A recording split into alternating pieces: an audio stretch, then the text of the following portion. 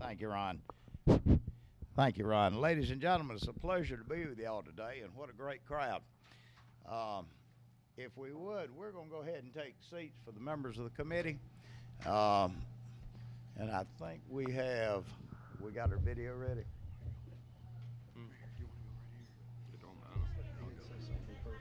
Beg pardon.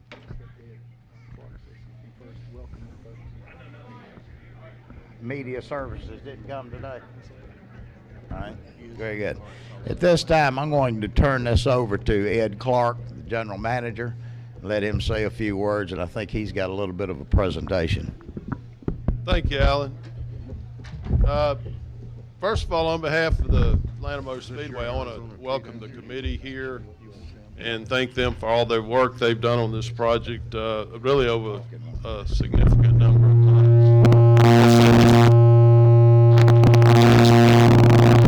Session starts. But just want to thank you all for the work you've done, and I think the turnout here shows you the interest that there is in the project you all have been researching. We've got a number of folks here from our county. I don't know if they're all here at this moment that have indicated they're coming. I'd like to just real quickly recognize them and thank them for their interest and for coming. First of all, from the Henry County Commission. And if you would just raise your hand, please don't clap, and at the end we'll do a round of applause for everybody. Gary Barham, Dee Clemens, Bruce Holmes, Vivian Thomas, and Johnny Wilson. Our county manager, Sherry Matthews, Brad Johnson, our assistant county manager, Sheriff Keith McBrayer, executive director of the Henry County Development Authority, Josh Finn, from the city of Hampton, Mayor Steve Hutchison, city manager Alex Cohilas, police chief Derek Austin, and from the council, Henry Bird, Marty Meeks, Errol Mitchell, Marianne Mitchum, Willie Turner, and Stephanie Bodie, and the Community Development Director for Hampton, Wanda Moore. Thank you all for being here. Some of our county or state representatives who are not on the committee, I'd like to recognize them as well. First of all, Karen Mathiak, who represents this District 73. Karen was instrumental in helping pull this event together. Dale Rutledge, who represents District 109, and Andy Welch, who represents District 110. Have I missed any other state representatives?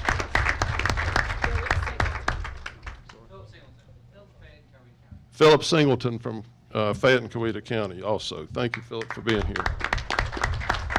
A couple of other people I'd just like to recognize. First of all, Brandon Hutchison, our general manager here at Atlanta Motor Speedway, from Foxwoods Resorts, who we've worked with on developing the concept we're going to talk about a little bit today. Jesse Louise, the Vice President of Resort Development, and from Speedway Motorsports Incorporated, Mike Ziegler and Brian Hammond are joining us today. So thank you all for being here. And I'm sure I've missed some folks. If I have, I apologize for that. But I think that demonstrates the interest we've got here in the project. Alan, do y'all want to show your video first, or we? Did the media services show up? I haven't seen media services. Ed, I don't think media services has gotten here yet. Okay. Dustin, can we go ahead and do ours? Okay, if you're okay, then I'll do about I'd like to take a few minutes and just do an overview of the concept that we're talking about here at Atlanta Motor Speedway. I know that's what a lot of y'all are interested in. So, Dustin, if you'll let me know when you're ready.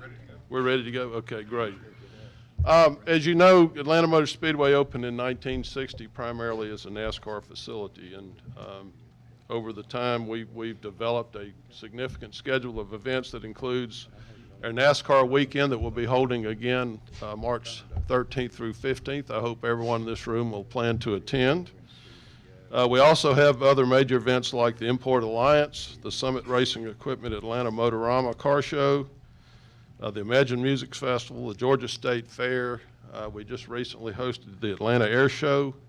We do 15 weeks of O'Reilly Auto Parts Friday Night Drag Racing and 32 weeks of Legend Car Racing, including the 10-week Papa John's Thursday Thunder Summer Series.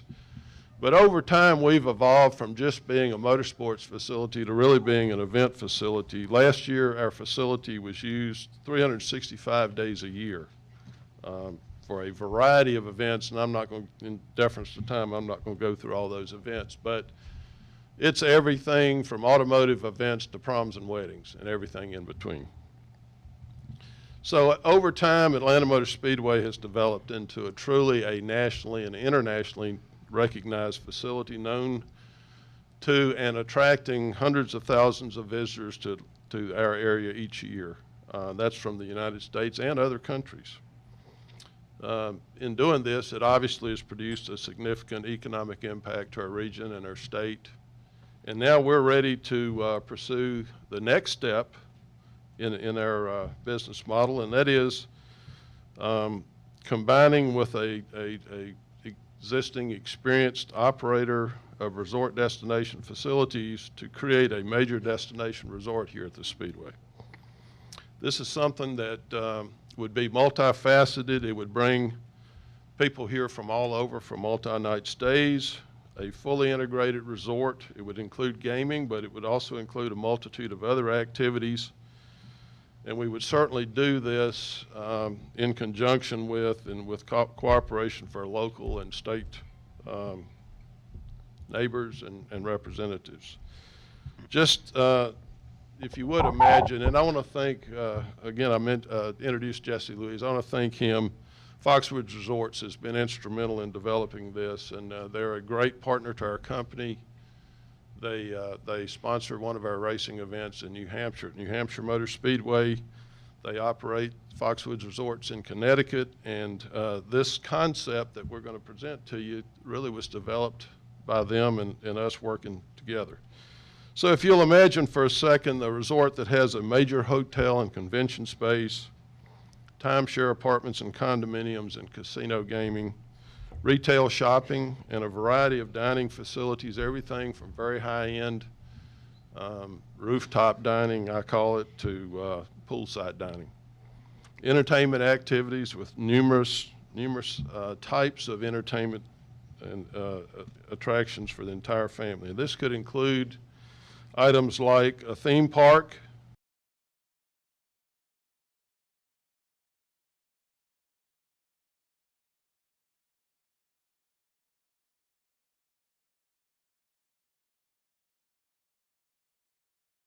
a major cinema, a grand scale nightclub, and these are just conceptual. What we want to do is we want to build a resort that has things that our community doesn't already have that would enhance our community and be something our local people, as well as the people who travel in here to use the resort, would enjoy and use.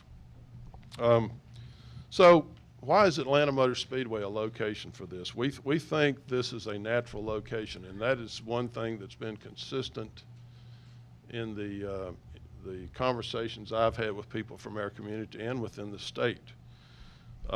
First of all, we're 29 miles from downtown Atlanta. We're 29 miles from downtown Atlanta, 21 miles from Hartsfield-Jackson Airport. We're convenient from I-75. We got the 4-lane Bruton Smith Parkway coming right in here to our property. We're easy to get to. Next door, we've got one of Henry County's gyms that I think is underutilized and under-recognized, and that's Atlanta Speedway Airport. You could literally fly your plane in here, land, and be over here at the facility in 1 minute.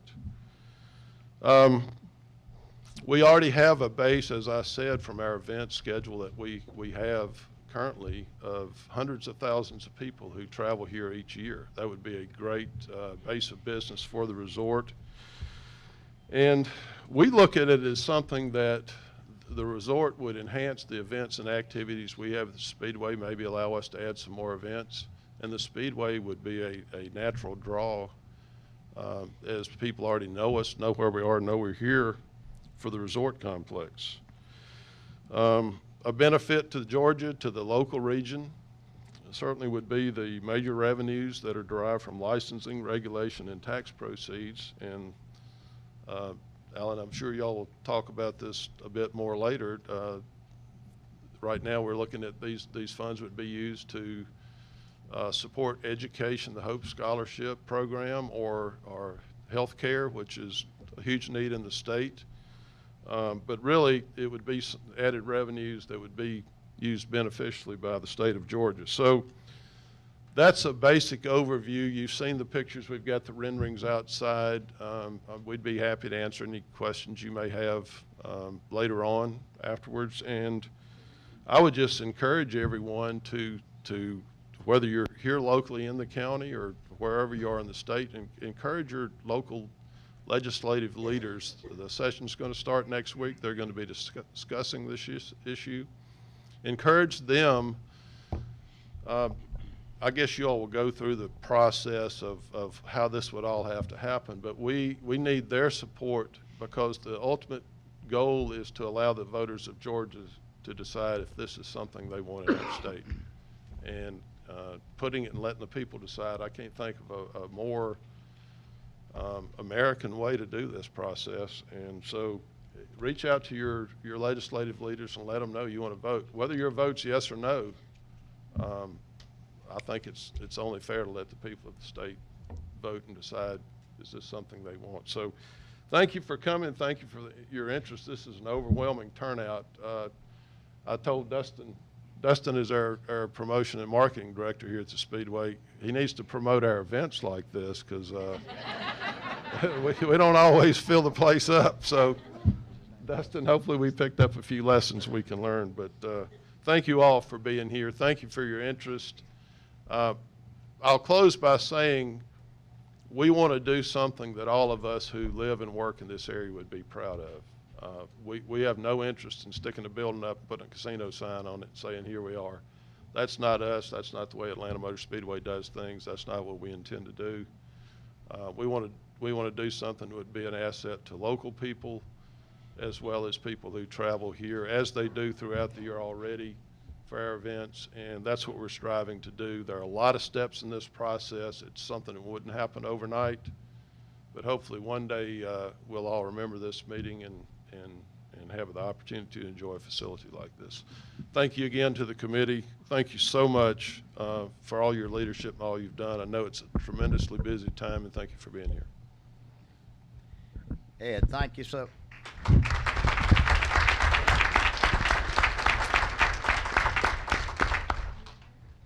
Before I say very much, I want to thank Ed and the Atlanta Motor Speedway and the people down here in this area for inviting us down here today. I want to thank Ed and the Atlanta Motor Speedway for especially as being a good business partner in the state of Georgia. Is this, can you all? Good, all right. First, I want to give a preface to what this committee is, and then we've got a video that we're going to show y'all. Gambling. Today, the state of Georgia, the only gambling that's permissible is the state lottery. It's been in effect for some 27 years now. It's been very successful. To legalize casino gambling, horse racing, or sports betting, it takes a vote of the public. And I've said this very straightforward to everyone, that no legislator can take blame for legalizing gambling. As you know, there's a division in the state between people who are for it and who are against it, as they say. Now, it's very specific, that it's a very specific process. And that process, it would be a constitutional amendment so that the people of Georgia would vote. In that process, to get it on the ballot, it takes 2/3 members of the House and 2/3 members of the Senate to vote for the constitutional amendment. Then there's an enabling legislation which would put the specifics into detail into state law about how it would operate. So the constitutional amendment would legalize, and it would set the parameters. For those of y'all who may remember a little bit about the history, when Zell Miller took an issue about legalizing the lottery for the benefit of pre-K and the Hope and technology for schools, in the constitutional amendment, it dedicated and specified that those monies had to be spent for those purposes. Now, that being said, there's a lot of moving pieces into this. First, there's got to be that constitutional amendment. But first and foremost, we have to have the support of the people of Georgia. If y'all want the right to vote, you need to reach out to your legislators, House, Senate, the governor, the lieutenant governor.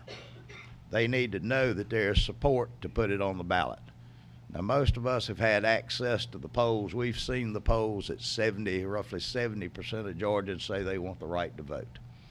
If they want that right, then they need to reach out to their legislators across the state to tell them that they want the right. It's the duty of the legislators that we put it in a format so that the public can see what they're voting on and to know in advance what they're voting on. 236 legislators, so it's quite a sizable task because we've all got our own personalities, we've got our own interests, we've got our own beliefs. I have a certain advantage of having been around the legislature. I think I'm one of the last serving legislators who was on the committee that put the lottery on the ballot several years ago. And I saw a lot in that process at that time, to the point of over the last 28 years that I've also formed some pretty specific opinions. A lot of people and a lot of legislators would think that what we're trying to do, or what this issue would be just to raise money to throw in the general funds, and I disagree with that idea. I'm very specific about how this would operate. Me personally, I'd like to see a fraction of that money go to the Hope to help keep the Hope and the scholarship funds to the lottery in good fiscal situation. But the bulk of the monies, if goes, me personally, and I can only speak for myself, that I'd like to see the gross gaming taxes, the bulk of that, go to health care. The number one issue in the state of Georgia that there's never been enough money for in the past, the present, or in the future to help remedy. And that's money that would not come out of taxpayers' pockets. That's money that would come from gross gaming taxes. Now, that's only my opinion. So with that, I'm going to get on with this meeting.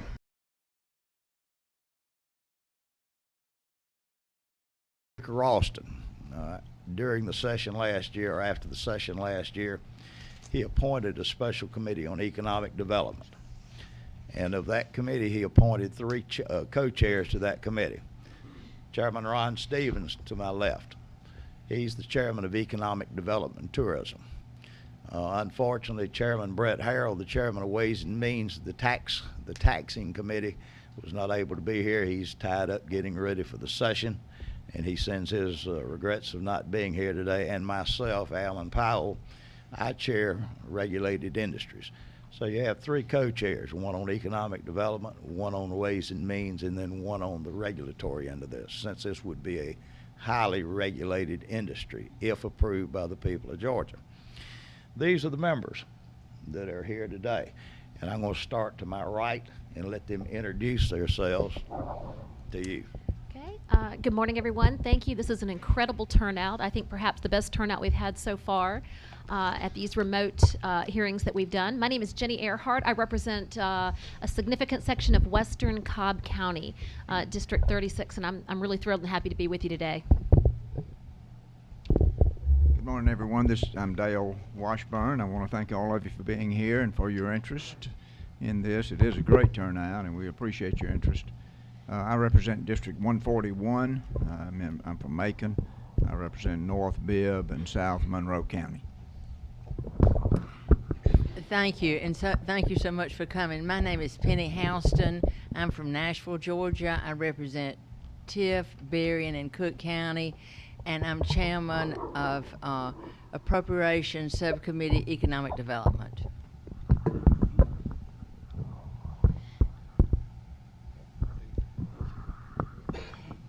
Morning, I'm Representative Stephen Sains with a district that covers Camden, part of Ware County, and part of Charlton County, and it's good to see a bunch of folks who don't seem to have suits on with this issue. Good morning. I'm Representative Rick Williams. I'm from Baldwin County, Georgia's Lake Country. District 145, Milledgeville. Glad to be here. Glad to see this turnout. Y'all, glad to see that. Thank y'all for being here. Good morning. I'm Al Williams. I represent District 168, which is Liberty County. I am glad to see you. There are almost as many people here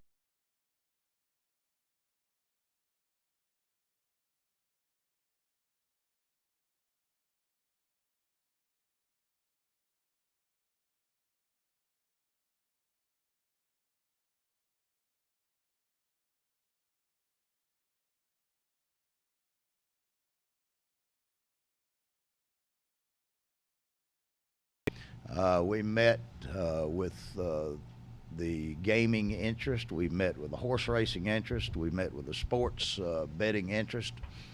And I know more about gambling today than I ever thought I'd know, except for the fact that I never take a credit card when I go to Biloxi.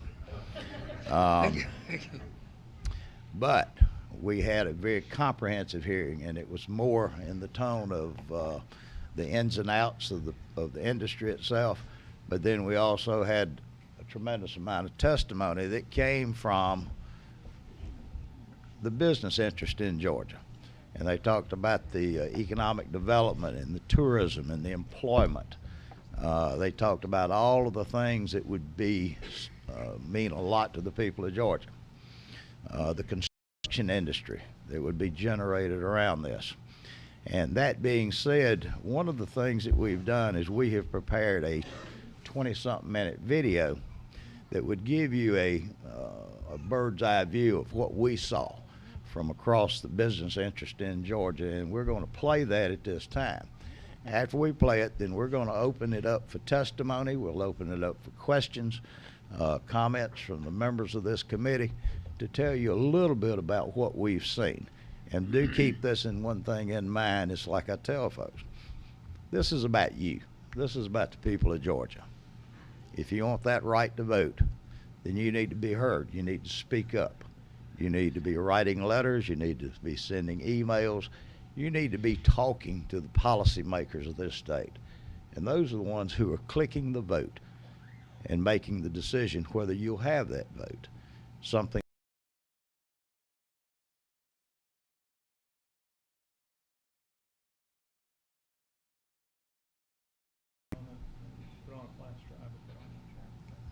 being downloaded.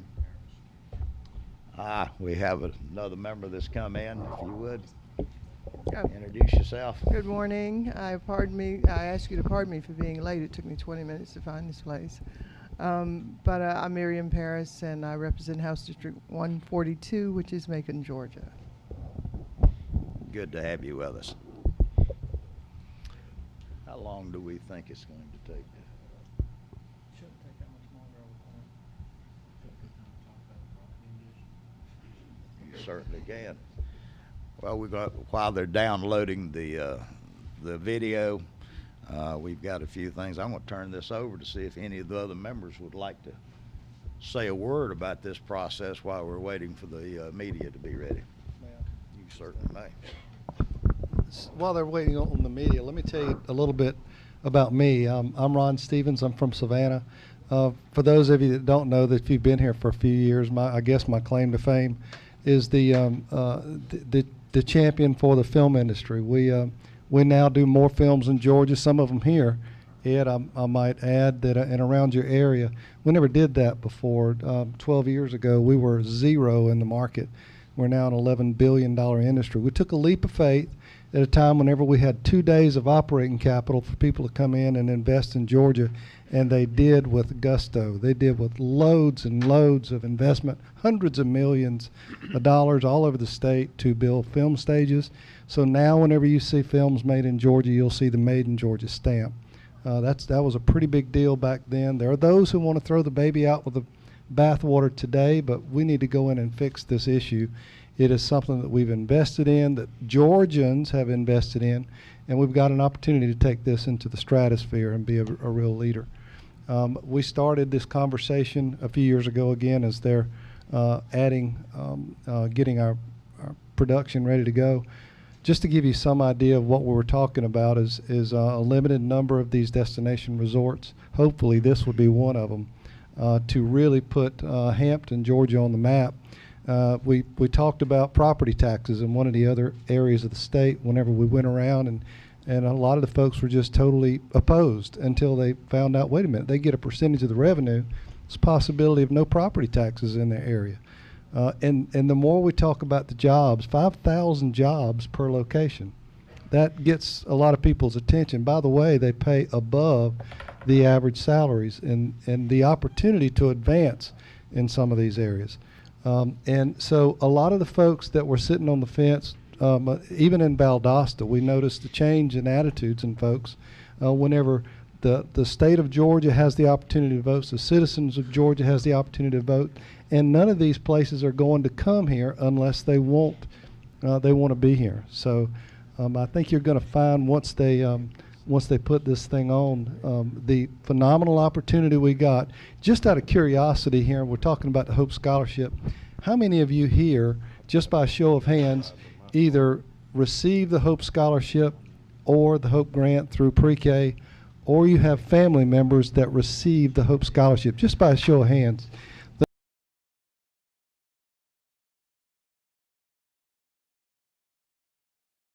State of Georgia on how many people think the Hope Scholarship, which now pays 70% of your tuition on average, and dropping, more people, more in the state. I'm one of those who believe that the state of Georgia, the citizens of Georgia, my grandchildren and yours, should have the opportunity, if they earn a B average, that they be able to go to school or get a trade. That's just my personal opinion. So as we move on, I think everybody knows where I stand. All right, at this time, I think the video is ready. I'll turn this over to whoever's the master in control of that, since they don't allow me to touch. They don't allow me to touch anything technology based, or this whole facility would probably collapse. You're right about that, sir.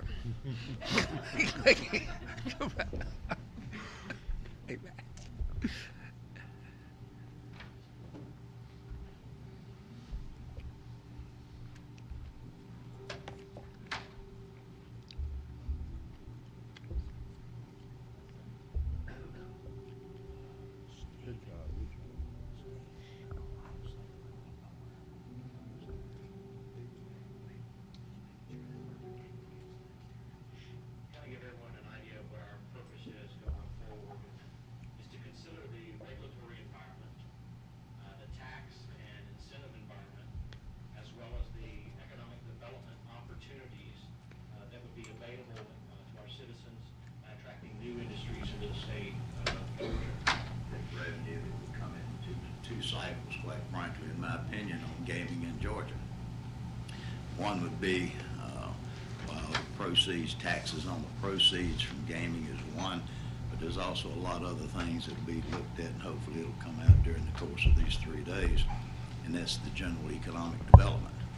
We're looking at sales taxes that would be magnified off of this, the hotel taxes and the revenue from that, food services, entertainment, and all of that. So this is certainly not just an issue about gaming per se. This is an industry that doesn't want tax incentives. They come in and they go into business and they do what they do. But this is all left up to the people of Georgia to make that final decision, and up to the members of the legislature to frame this issue so that the public knows what they're voting for and whether it would be the positive or the negative.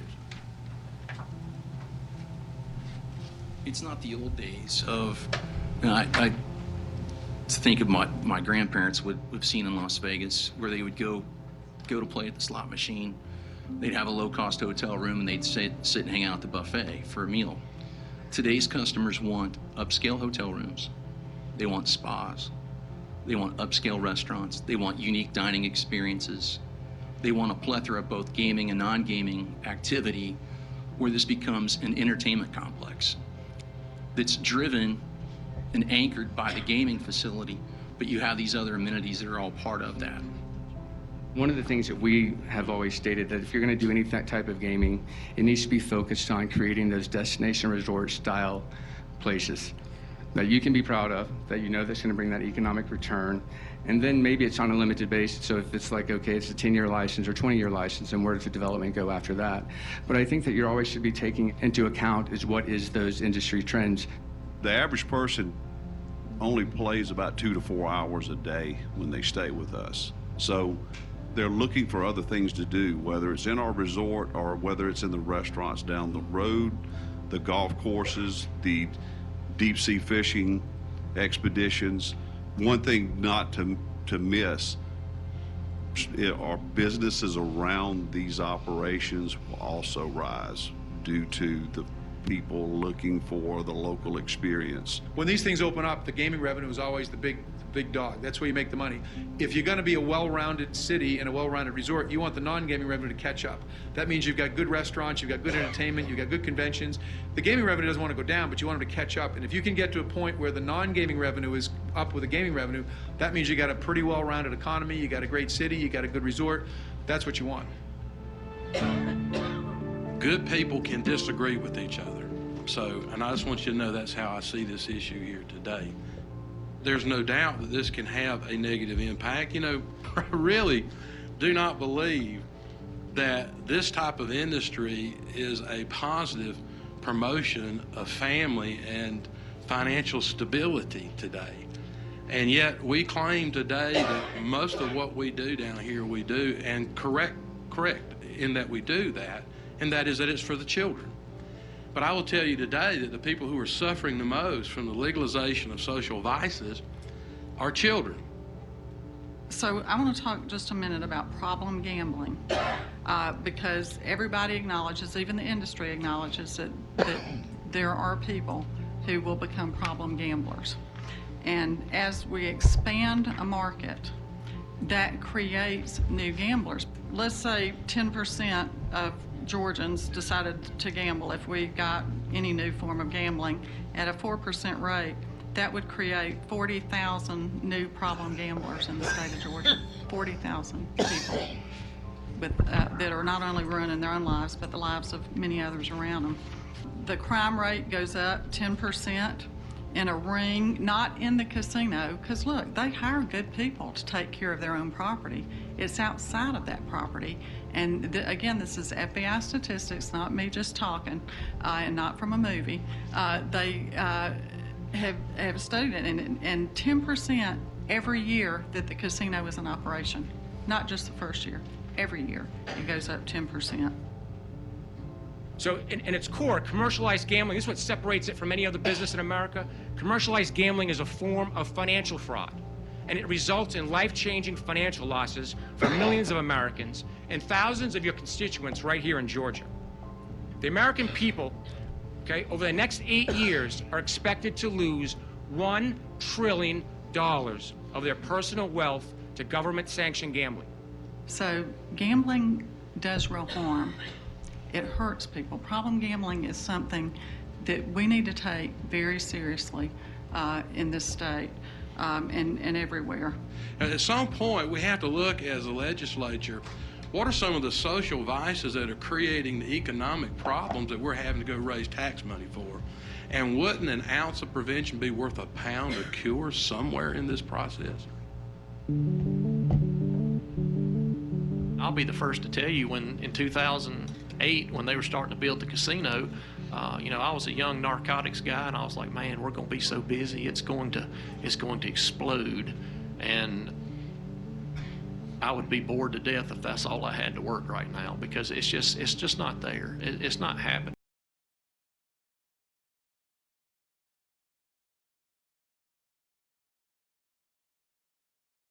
My community was very skeptical of MGM coming. There was talk about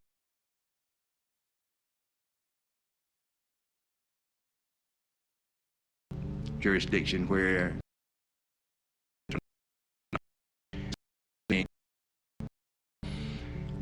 in my community, crime has actually gone down. I went back through all the way to 2009 through our reports. We've never had a prostitution case that's taken place at our casino, nor was there one in our county of 38,000 people. Blue Chip opened just before I took office as LaPorte County Sheriff. I heard fears about thefts, robberies, prostitution, and other crimes that were going to occur because of a casino. None of these concerns have ever become a reality. The Blue Chip is one of the most crime-free areas in the community. The relationship between Blue Chip security and law enforcement agencies is second to none. Every jurisdiction in the world thinks about what gaming can do to society. Is it going to hurt people's lives, ruin their situation? And we take responsible gaming very, very seriously. There's good news and bad news. The good news is a very small percentage of society will be addicted to gaming. However, the bad news is that small percentage, it can ruin their life. So you can't ignore the fact that there is a percentage, there's probably a percentage right now in Georgia, just like there was in Massachusetts, that's already has a gaming problem. And so you have to identify that, you have to work on that. It's a serious issue. We take it very seriously. We're very proud of our track record. We have full-time counselors on the gaming floor in Massachusetts offering advice. We have training for our employees to identify who might look like they might be having a problem. It's often easier to identify these people than you might think. You can identify somebody that's having a significant issue. You can get them counseling. You can, work with them on exclusions. You can do a number of things. So as you go forward, if you go forward with your gaming legislation, you can't be scared of this, but you also can't ignore it. You need to have regulations and enforcement that's very strong.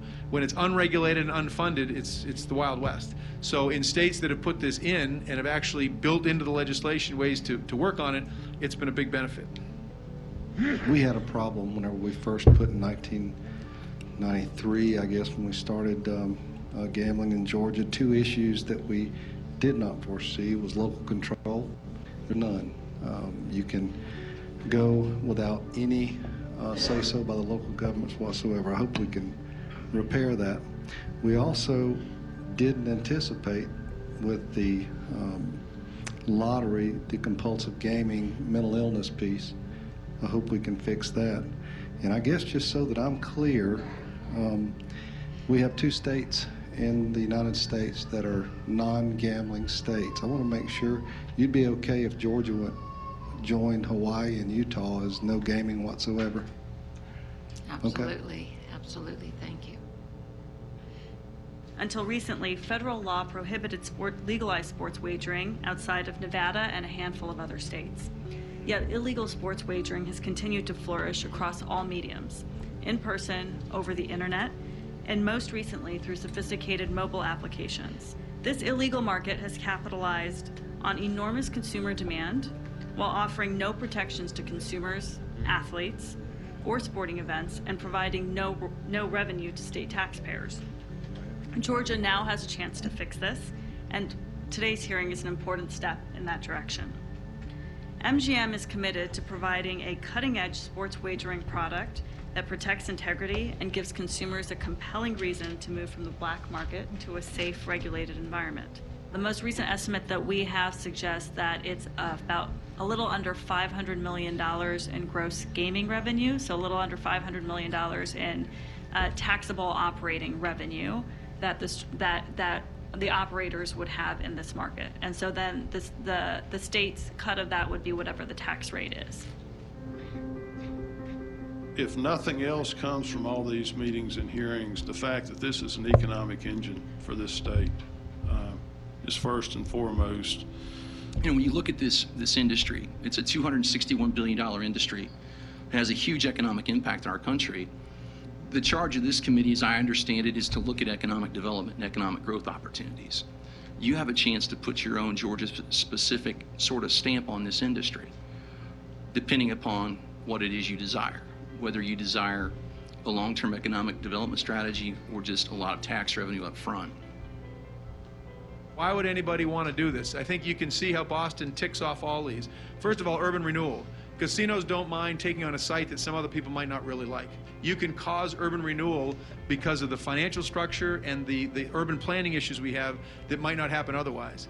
Sustainable development. You should push any casino developer to be very green. You shouldn't put up with an old-fashioned resort. You should make sure it's very sustainable. Career employment opportunities. Again, anywhere we go, we create thousands and thousands of jobs. We have 30,000 of them around the world, and that's going to grow and grow and grow.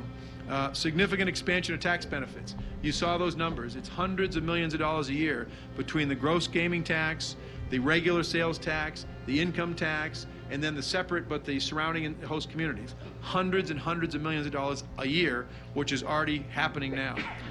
Finally, the economic impact of primary and secondary spending. We bring in a lot of tourists. Massachusetts is already a heavy tourist area. We're already increasing that significantly. People want to come to Boston. We have regular customers.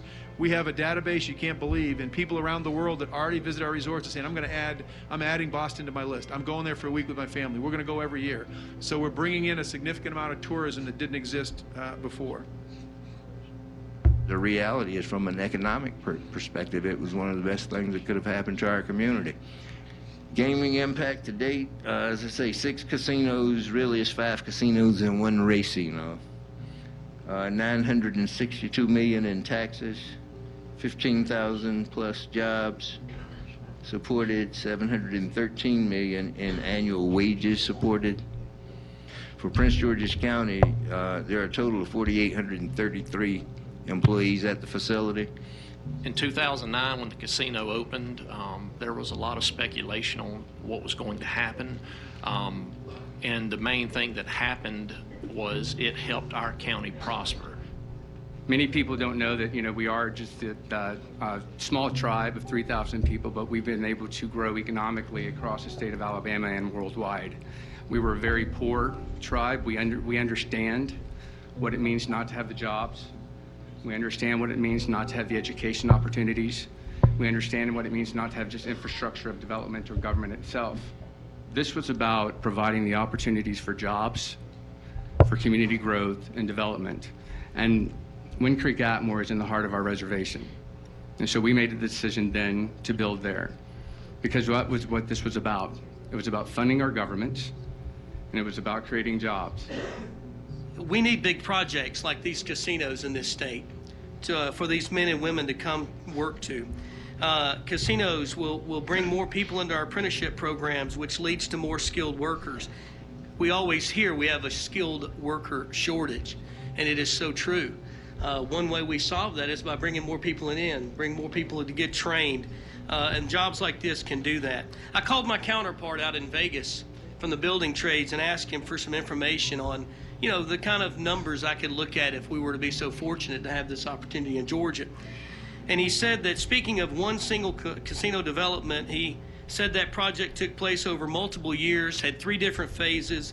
The construction provided $1.5 billion in construction wages and $84 million in taxes while employing several thousands of workers.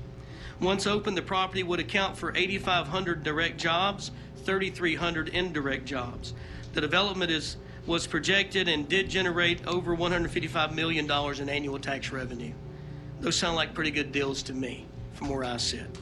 With these kinds of results, I can see great opportunities for the state of Georgia in the construction sector, as well as many other benefits for the state of Georgia as well.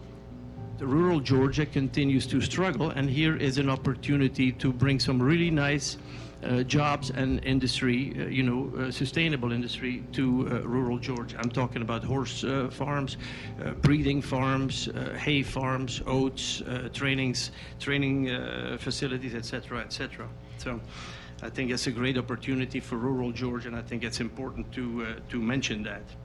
96.8% of our team members live in the state of Louisiana, so I think that will be much the same here in your process here, that we're going to be putting folks in Georgia to work. 54% female, over 50% minority. If I do the numbers right, it's about 52% of the folks are making at least $26 or more an hour of the workforce. The local community college has recognized the industry so much that they just opened up a new 28,000 square foot facility funded by the local taxes generated by the resort to recognize that we're building a hospitality, gaming, and culinary college. So I think you see today that a lot of these kids, maybe not everybody's cut out for a 4-year degree, and they're giving these folks training in 2 years and giving them real jobs. And they can't keep up with the demand. We're having to outsource the labor with contractors because we can't find enough folks to work in Lake Charles. Arts and culture in Georgia has been a tremendous asset to attract businesses and corporations to Georgia for decades. Today, I'd like to share our concerns with the proposed casino gaming legislation. Fueled by gaming revenue, casinos pay significantly above market rates for talent, which local venues cannot afford to do. The result will be artist fees will increase for all facilities in Georgia, and casinos will set the bar on price. Other venues in the state will not be able to compete. In addition, casinos hurt local venues and businesses that they rely on them by imposing other restrictions. These restrictions are exclusivity clauses in which talent performs only at facilities owned by casino operators, radius clauses in which talent cannot perform at other venues, and duration clauses in which talent cannot return to the vicinity for a certain length of time after performing at the casino. So what do Georgians stand to lose in this case? Civic assets, venues that offer classical music, opera, and others, downtown anchors, highly revered sources of community pride, nonprofit institutions and historical institutions, and investment in taxpayer-operated venues. Your argument is about a competitive advantage, and a number of these businesses do receive advantages offered by the state of Georgia. This new industry is asking for none of those. The state invests heavily in this, in my estimation, my words, heavily in a number of these nonprofits and all sorts of nonprofits across the state of Georgia.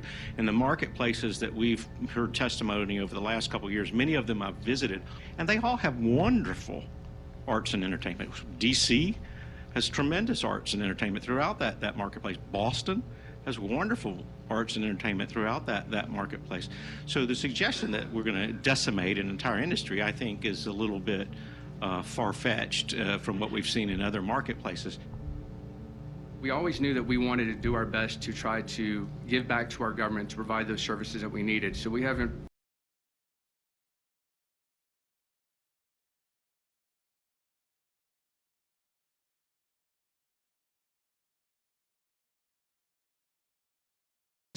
but the only way that we were able to do that was through our gaming opportunities. And I think that's what you're looking for in the state of Georgia, how you can give back to your local communities. Among the states with legalized gaming, Iowa is the only state that requires regulated casinos to contribute a portion to their local charities and communities. So this provides a great opportunity for nonprofits to get some money.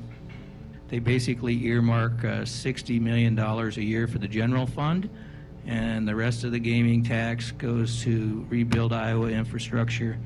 Basically, all of our universities have new buildings, and a lot of other things that they do with it. Vision Iowa was an economic development program to help provide grant funding for communities to build economic development, event centers and different projects. Our view on gaming is gaming works well when it benefits the most people. That's why we bring local shareholders in. Our family usually owns about 50% of the company, and then we have 500 local shareholders that own the other 50%. And then you factor in the nonprofit piece, you factor in the tax dollars to the state. I mean, gaming in Iowa has been a great success. It's a good model. When we built Wetumpka, they had a part-time fire department. And so we negotiated agreement with the city and the county that we went in and we paid for, and we pay for, the full-time fire department, along with the ladder truck. Because if you do build a hotel, you're going to need a ladder truck, and some of these rural fire departments don't have that.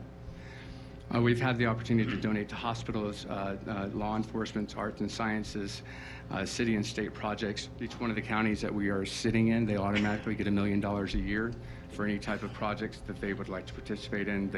One of the things we do ask them to do is provide us if they're infrastructure projects, if they're transportation projects, just to have that checks and balance in place within the county commission.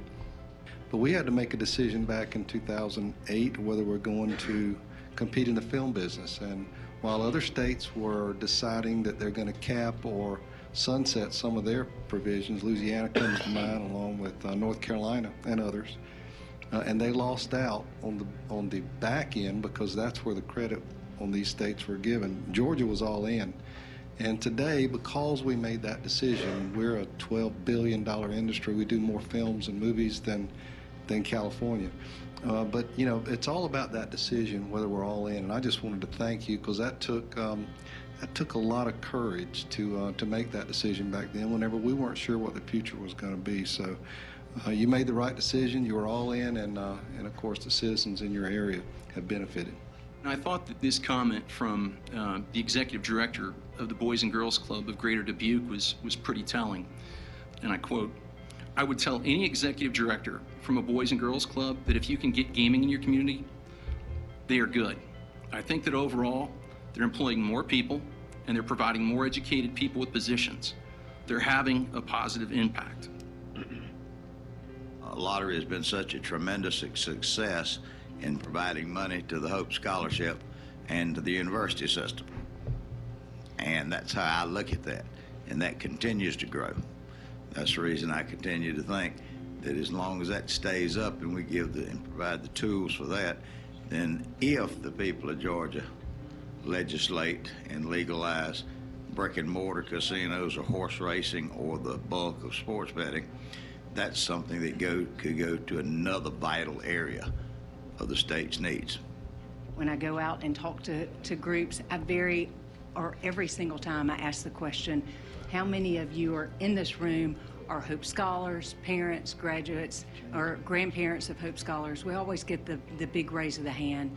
But I really love asking the question of how many of you are Hope Scholars and have come back to your community, because that's when you know this has really worked. Your vision, the vision of Governor Miller, the legislature at the time, and everybody who has supported since then, it has worked. And so as you go into your communities, you're there daily and you're talking to groups, I would encourage you to ask that question, because it's really exciting to see that a lot of our Hope Scholars have not just stayed in Georgia, but have come back to their communities and are that next business generation.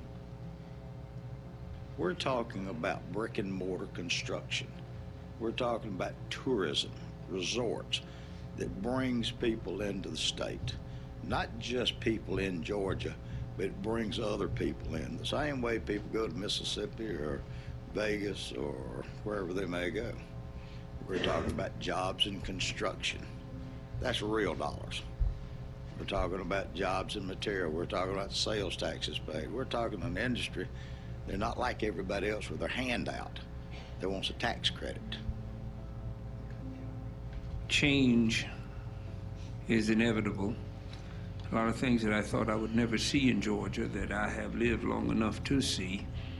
Now, it's obvious that there are two sides to this story. My biggest desire is, and I think that the people ultimately we have to believe enough in the people to give them the right to decide. The polls indicate that the people want to have a chance to weigh in on this. If the people want to have the chance to weigh in on it, I think they need to be given that opportunity. I, for one, would hate to stand in the way of what even 60% of my constituents want, and they've made it very plain. And I would look forward to hearing from Georgia on this question.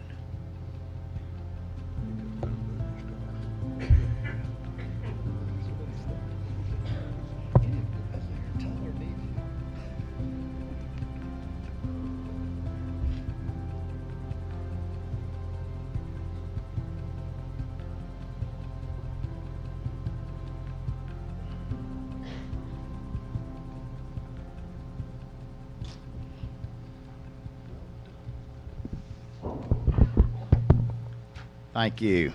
And special thanks to our committee member over here, the freshman, who actually brought the video with him today.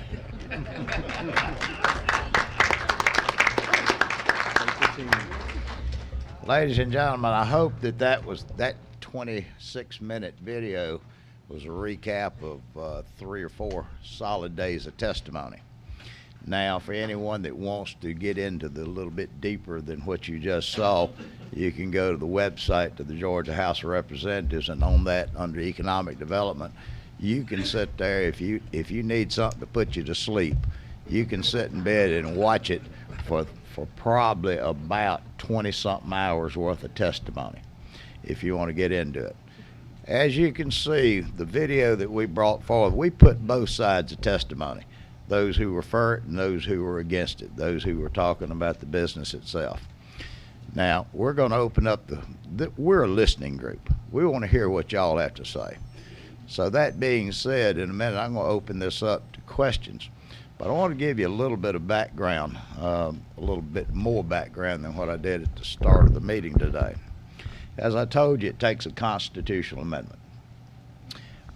It's the duties of the legislature to frame this issue so that the people of Georgia know what they're voting for. There's a draft that's been prepared, and I'm going to give you just a sample of what's in that. Because so many people are predetermined that this money needs to go to the Hope or to the lottery and such. We're talking about a tremendous amount of money on gross gaming taxes that could come in. So the constitutional amendment as drafted does a few specific things besides setting up a very strong independent gaming commission to be sure that any of these casinos or the gaming operation or the licensing, that it's done right, that these people are running their operations in a straight up and down method. This isn't the day that too many people have seen the old movies about Las Vegas. This isn't the same day. This is about entertainment for the biggest part. One of the things that we had determined through testimony was there's two phases. One is the phase that the people of Georgia would have to vote in approval to that constitutional amendment. But secondly, for those areas who do not, and the people do not wish to have any type of gaming in it, then there'd have to be a local referendum. So that local referendum would have to be enacted before, if it's approved that way, that before that casino or horse racing or whatever could go there. So it's a two-phase. For those communities that don't want it, then they can certainly stop it at a local referendum if it passes the general referendum. Personally, I had put in, as I'd said a while ago, I have my own views. I had dedicated certain parts of the sports betting to the lottery, so that if they want to do sports betting through their lottery organization, they can do it, which would, in guesstimation, we're thinking that that's going to probably raise them a little over $100 million a year more for that. The rest of it, the casino, horse racing, and any other sports betting that goes on as regulated by a gaming commission, that money would be dedicated to health care, to supplement and not to supplant, the same way we did the lottery with education. This would be money probably, and we're guesstimating again, we could be guesstimating at $1 billion a year, money that doesn't come out of your tax pockets. Now, what would that mean to health care? Just for instance, we spend $3.5 billion a year of your taxpayers' money to do federal matches for Medicaid alone. And still we have over 500,000 Georgians that don't have access to health care. We have rural hospitals that are closing annually. So we have problems, but it's not just Georgia. We're not unique. We're the same as every other state in this country that health care is the #1 issue. And I have chosen to champion that as a place that this money needs to go. As you saw from the film, we're not just talking about the games and the casinos and the resorts. We're talking about construction. I am told that the average salary of people who work in a casino is around $60-something thousand a year. So this could be an awful lot of money. We're talking about sales taxes. We're talking about hotel motel tax. But all of these are things that you have to reach out and ask questions about. So that being said, I'm going to open up the podium. This meeting is for y'all. This is for your benefit as well as ours. We have no predetermined notions. I've got a few how I'd like to see it go, and I'd like to see it to be kept a very clean business. I'd like to be sure that we don't have what we call gambling boxes strode all over the countryside. It'd have to be in casinos, resort. The casinos would have to be in resort destination resorts. So that being said, anyone, if they'd like to step up, come up to the mic, and you're more than willing to tell us what your opinion is, no matter which side of this issue you're on. Hi, I'm Catherine Polatsky. I live in Hampton, and one thing you can always count on me for is to have an opinion. I actually came here today with a very open mind. I was neither for nor against. I was just curious. And I think that's the purpose of the meeting and to start this dialogue. However, there were a couple of red flags for me. One was the comment that the 4-lane Britton Smith Parkway would handle the traffic. That road doesn't handle the traffic now, nor does Terra Boulevard. I live in Hampton. I commute to McDonough every day. And in the afternoon, it takes me between 45 minutes and an hour to go 11 miles door to door from my work to my home. And that's on a good day. It can be longer than that. Again, we've got a lot of people that live in Hampton, that live in Griffin, Point South, that commute to Atlanta every day. So if we have, it's one thing on race weekends. All of the locals just know how to cope with traffic and how to avoid it on race weekends. But if you're talking about something like a water park that's going to have people Monday through Friday coming in here, and there's going to cause traffic in the area. I'm concerned about commuters being able to get to work in a timely manner when it's already a challenge. So I just wanted to comment on that. The other red flag I saw and it's been said a couple of times, so I'm not trying to single anybody out, but the comment that we've put so much into this up till now, we need to keep going with this because we've invested so much. Obviously, several days of hearings have already taken place. There's financial resources that have gone into marketing this, into a video, into the lovely mock-ups out in the lobby.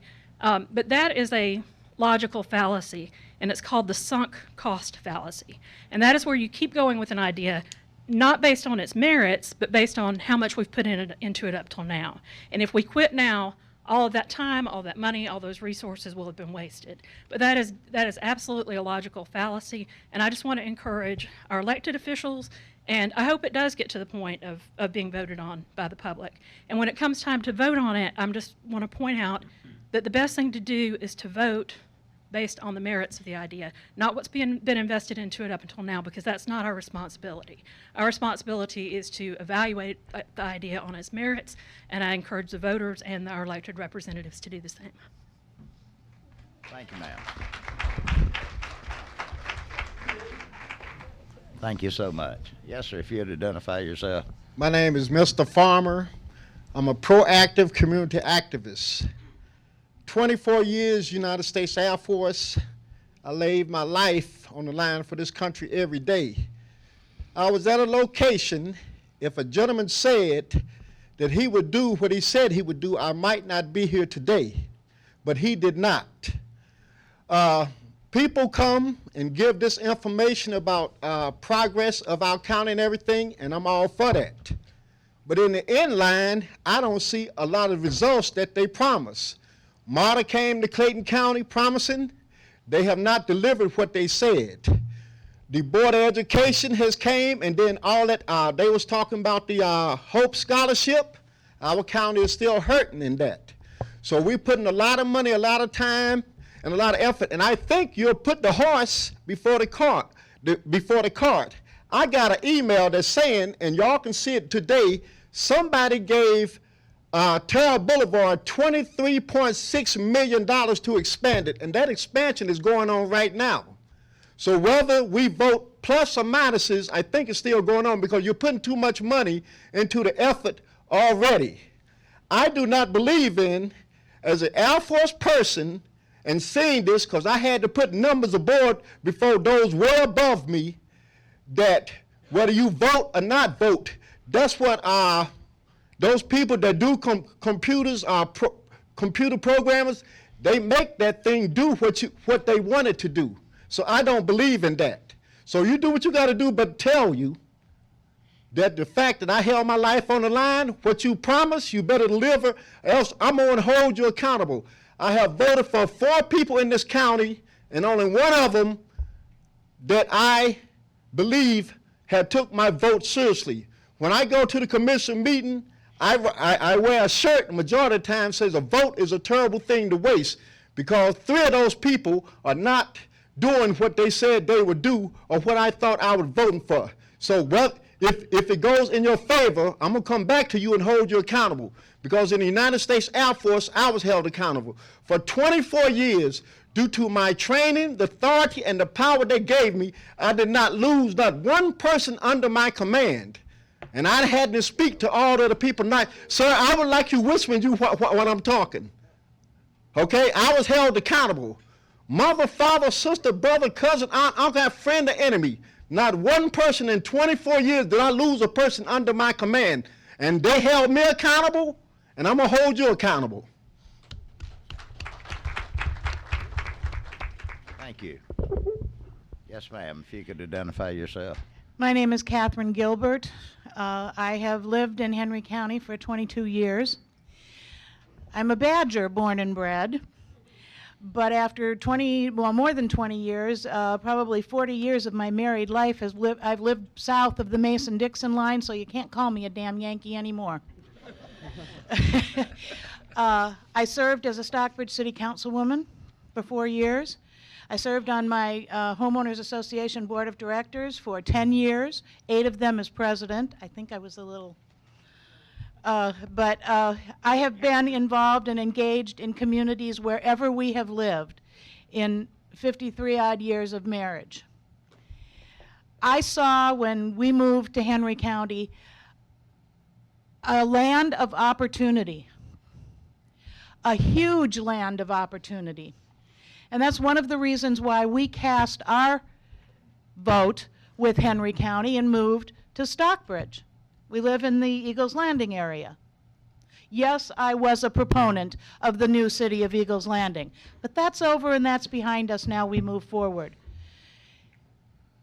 I believe this is an opportunity that Henry County cannot afford to waste. When we first, shortly after we moved here, there was an opportunity to bring Pinewood Studios right here. What has happened in Fayette County? It's booming. We had that opportunity, and because there were people that I like to call Neanderthals, that didn't want that awful movie industry in their backyard, we lost it. Let's not lose this.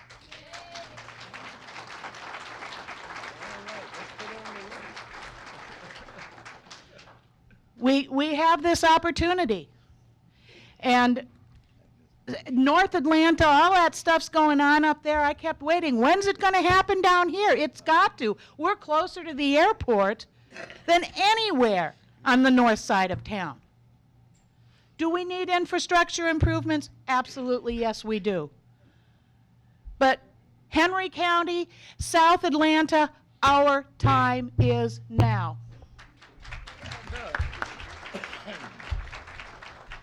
Thank you, ma'am. Yes, sir. If you would tell Good us morning.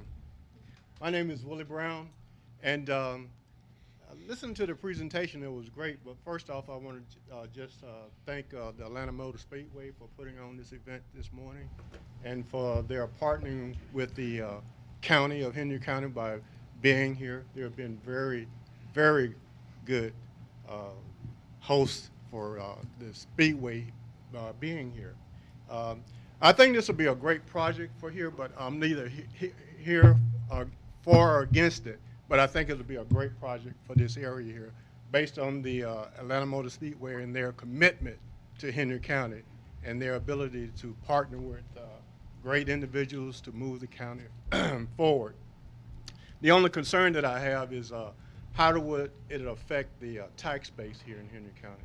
I know Representative Powell said it wouldn't affect us as far as having to pay out any incentives, and I just wanted to make sure of that, because not only do we need to maintain our tax base, but we need those for our public safety, for our infrastructure that everyone is concerned about here, and so that would be the only concern that I would have here, because I believe that with the partnership of Atlanta Motor Speedway and Foxwood, if they're working together, providing the information that the county needs openly, then I think it's probably a great event for the entire state. Thank you. Thank you, Mr. Brown. Thank you, Mr. Brown. If I might could tell you, I don't know what the appraised value of Atlanta Motor Speedway is on the tax rolls for Henry County, but if they do the resort as is projected, you could add that much on the valuation that would go on the appraised tax rolls for Henry County. You'd also have the benefit of expanded hotel motel tax collections, as well as any sales tax options that y'all have in effect for Henry County. So all of this would bring in additional revenue, including any other negotiations that they may have with the cities and the counties for any other cost to the counties. Yes, ma'am. I am Linda Mesco, and I am a local resident, and I've been here almost 30 years. And I moved from Chicago, so I went from a huge city. The county I lived in was bigger than Henry County total. So I've seen the progress, I've seen the transportation problems, which is probably one of our biggest problems. But what really perked my ear was they contribute to nonprofit organizations. I am also the case manager for the local St. Vincent de Paul Henry County. And our main mission is to help financial support to our local residents. And over the years, it has become overwhelming. So I really applaud you if you do that. That's probably my biggest concern. But I also am an RCI member. I also go to the casinos, and I would rather have my money sitting here in Henry County. And I enjoy it. Let me just tell you, I enjoy it. And it would give me the opportunity to bring my family here. That they could come, I could give them a room to come and use the casino. And the county is so starving for things for our kids to do. And that's a big concern to me because I belong to the Crime Watch like everybody else does, and you hear about all the crime. But that's because they have nothing to do. And they're coming in for the local counties, and I understand that. And that's why it's really important. I emphasize the need for the local police, cities, counties to be part of this process. But I do have a request. I have a request that I'm overwhelmed. I never thought there'd be this many people here. But we need to share this information with the rest of the community. I don't know how you plan on doing it. I would ask you, can you share your video with us so I can take it back to my group, my church, the other organizations I belong to, and share this information because we all don't get the Henry Herald. I don't know what's in the Times because I live outside of the area. So you need to have a marketing plan to share it with the community within Henry County. Thank you. Thank Chairman, you so can I make a much. statement? Ma'am, we'll be more than glad. I hope you're, ma'am, I hope you're more technologically oriented than I am, but if you will call one of us or email us, we'll send you a, whatever you call it, and that way you can show it. Mr. Chairman, if I can. A link. I think that's what they're called. Is that what they call it? Got to understand, Chairman just got rid of his flip phone the other day, so. But, yes. What I'd like to say to the lady, and I enjoyed your presentation, but what it's going to boil down to is our responsibility is to see if the citizens want this on the ballot. Then it's your responsibility as a community to prove to folk that that's what you really want. And from the looks of it, you don't have to come far to tell the CEO that we're behind this. But the marketing becomes your responsibility, because that's not our job, is to give you the chance. Your job is to make yourselves worthy of getting a location. Exactly. Yes, sir. My name is Juan Colmanero. I've lived here or moved into McDonough summer of '99, so I've been here quite a while. I actually want to kind of go back to what Atlanta Motor Speedway is about, the racing aspect of it. I'm not trying to stop the growth, okay, of the county. I've always actually been for growth. I think that it's great for the economy, but at the same time, the current residents should be kept in mind, especially for the racing aspect of it. We know that NASCAR events will start to continue. Friday night drags will continue as the events held inside itself is in here. But my concern is outside the track in the main lot. We use the main lot 10 months out of the 12. We do a lot of SCCA events for the region, not including, Alabama. Regions come towards us, Tennessee, Florida, surrounding states. I got personal friends that come out of town that we run these events all the time. Okay? Not just SCCA, but Porsche Club of America and BMW events. I know that my situation or what I'm trying to kind of convey versus what everybody else was doing about economical growth and the impact, mine may not be as important to most people, but we like the racing part of it to continue. And the way that I'm looking at the layouts, with all the different style of parking that's going to be, looks like developed or implicated towards, is not really looks suitable for what kind of continuing for us.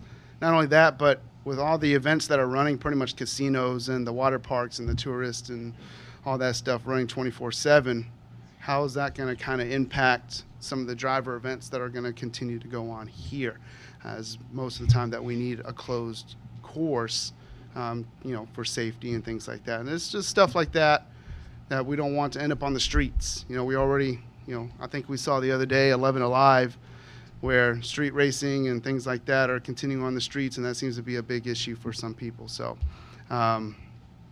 just kind of want to kind of keep us in mind about that, if we can kind of keep the venues open and stuff like that for parking lot situations. Maybe, I don't know if there's revisions or something like that where we can kind of get an additional parking lot area space or something like that, or we can use the inside of the lot, make it more available to the, SCCA members or SCCA or Porsche Club or, BMW events and things like that. So, again, I know my point isn't as great as everybody else's that came up here, but still we're grassroots racing style place over here. So we want to continue because, again, Import Alliance, you mentioned that one. That's the biggest car show in the U.S.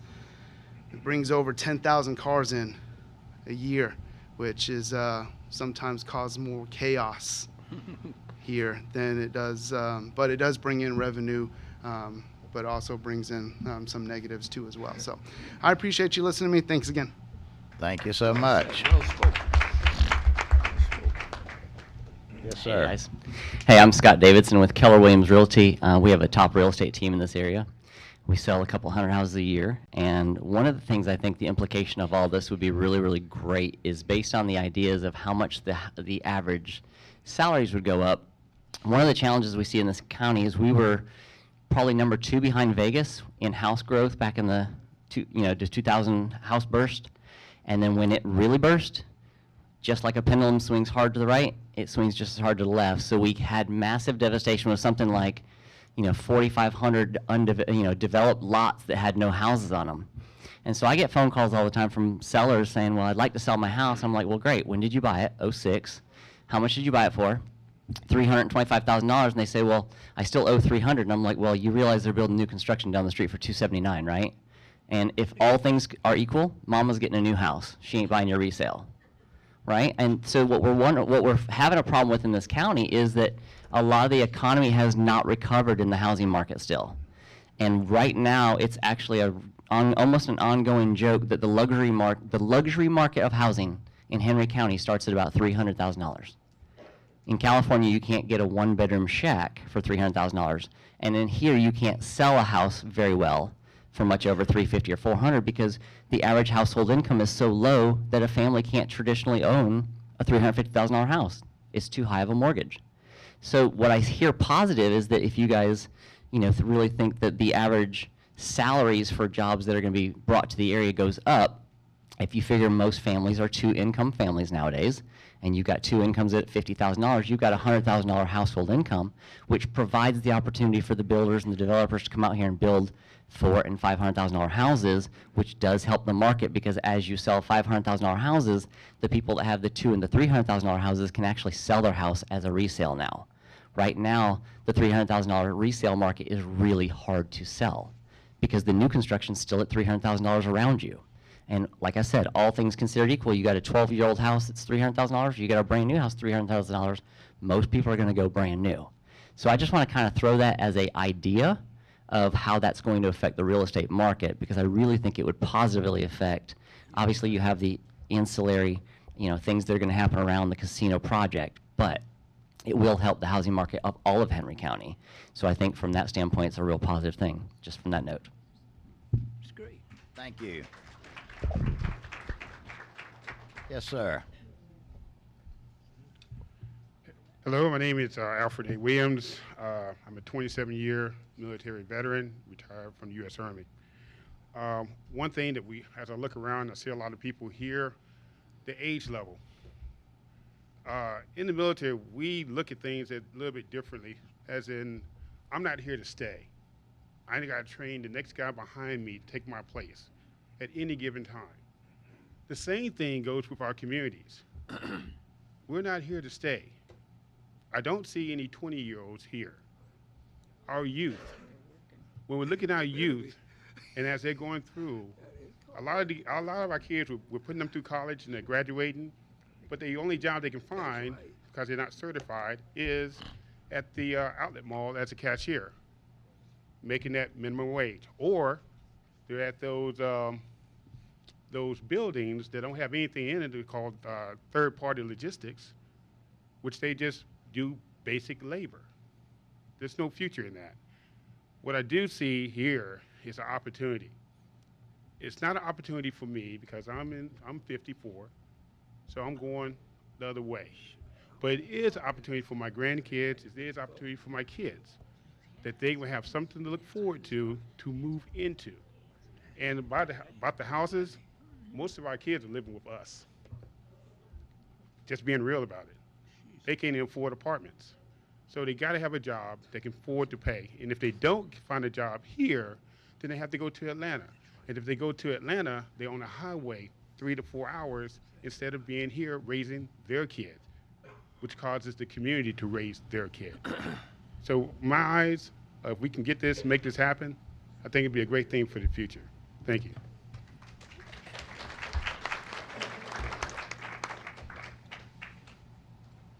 Hi, good afternoon. My name is Victoria Ali. I live 3 miles south of here, and my comments are related to transportation.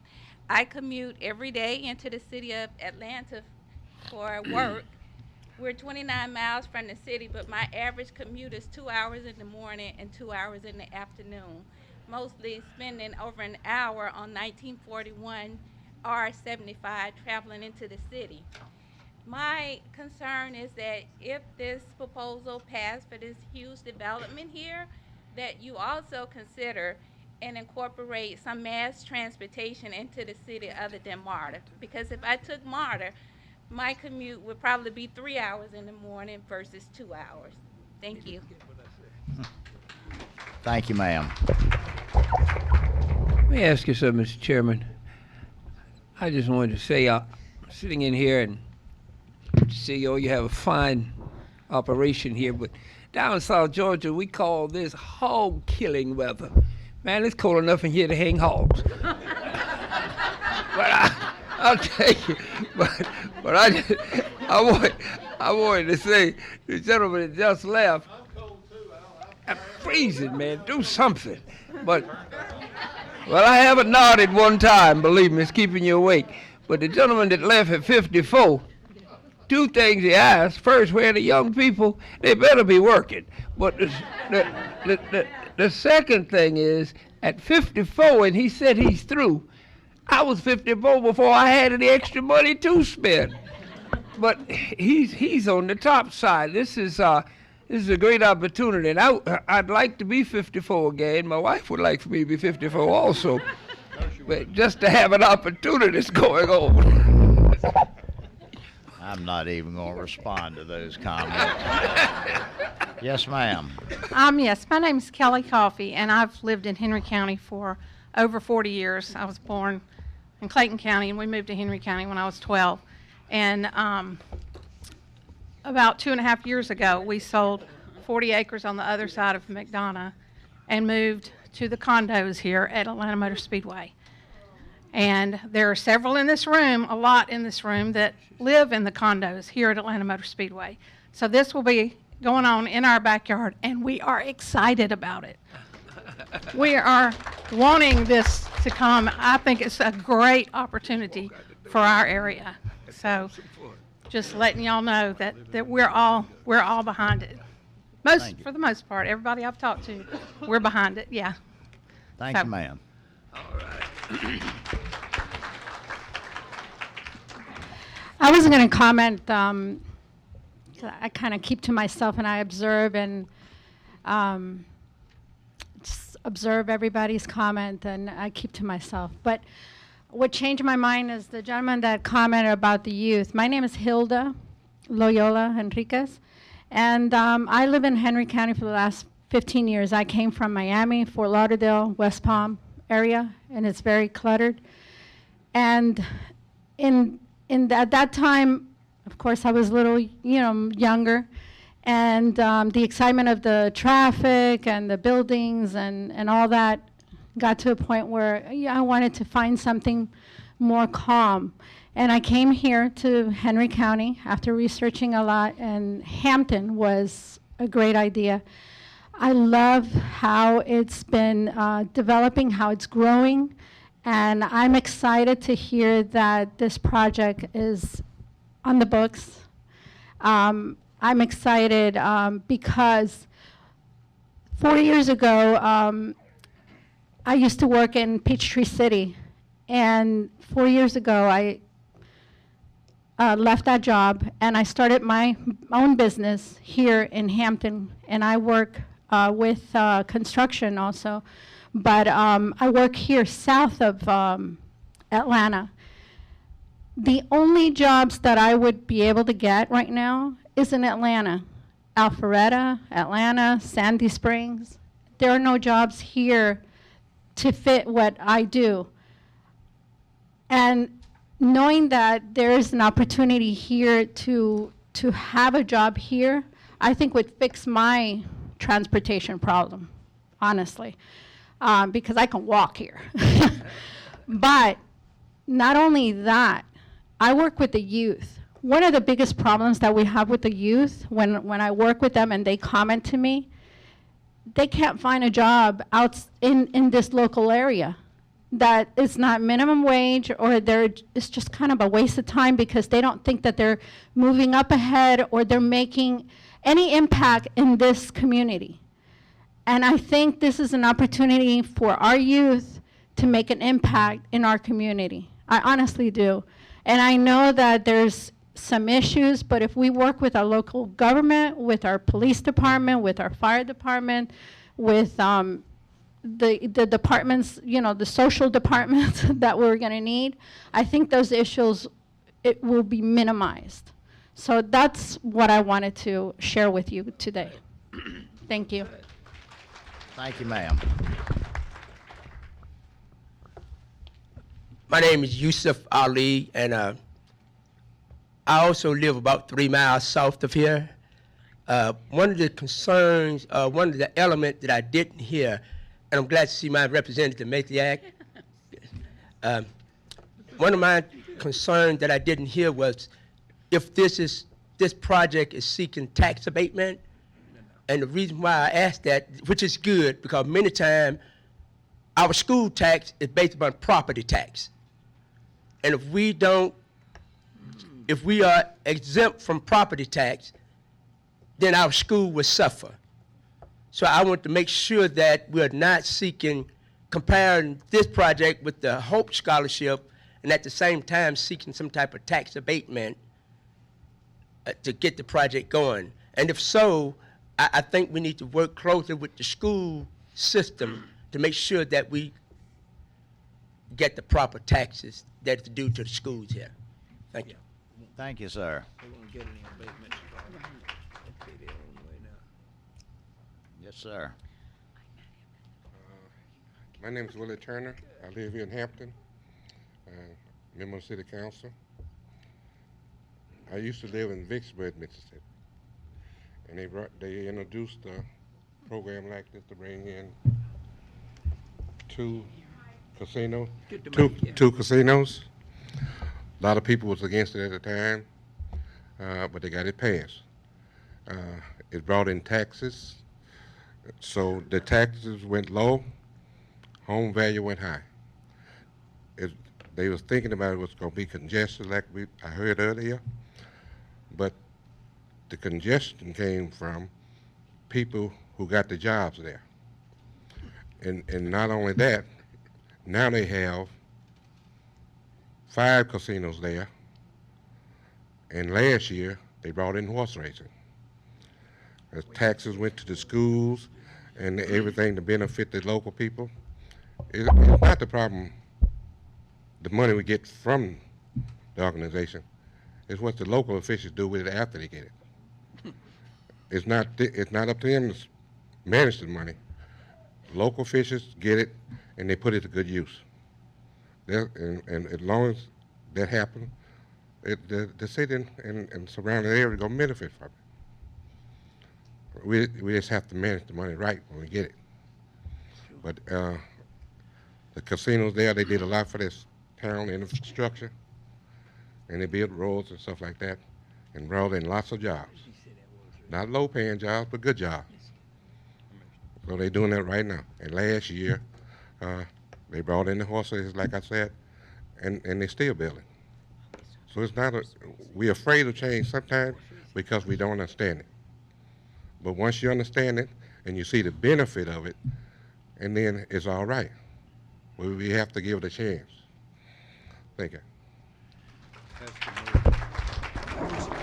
Where were you talking about, sir? Where was it, sir? Where were you talking about on those casinos? Vicksburg, Mississippi. Oh, Vicksburg. Okay. Didn't hear you. Okay. Thank you, Councilman.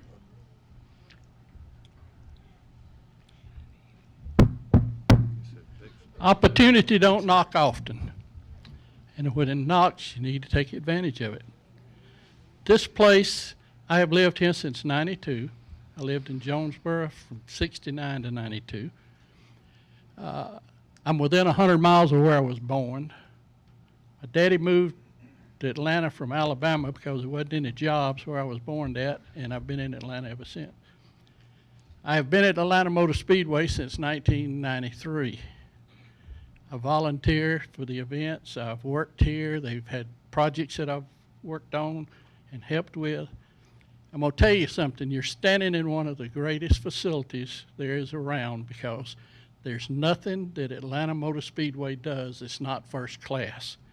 And when I found out they were involved in it, I was tickled to death, because I am tired of taking my wife and I to Biloxi and spending my Georgia tax money and driving 6 hours to go down and have some entertainment. I go to Wind Creek. We have to go to North Carolina. Georgia is missing the opportunity because I am afraid that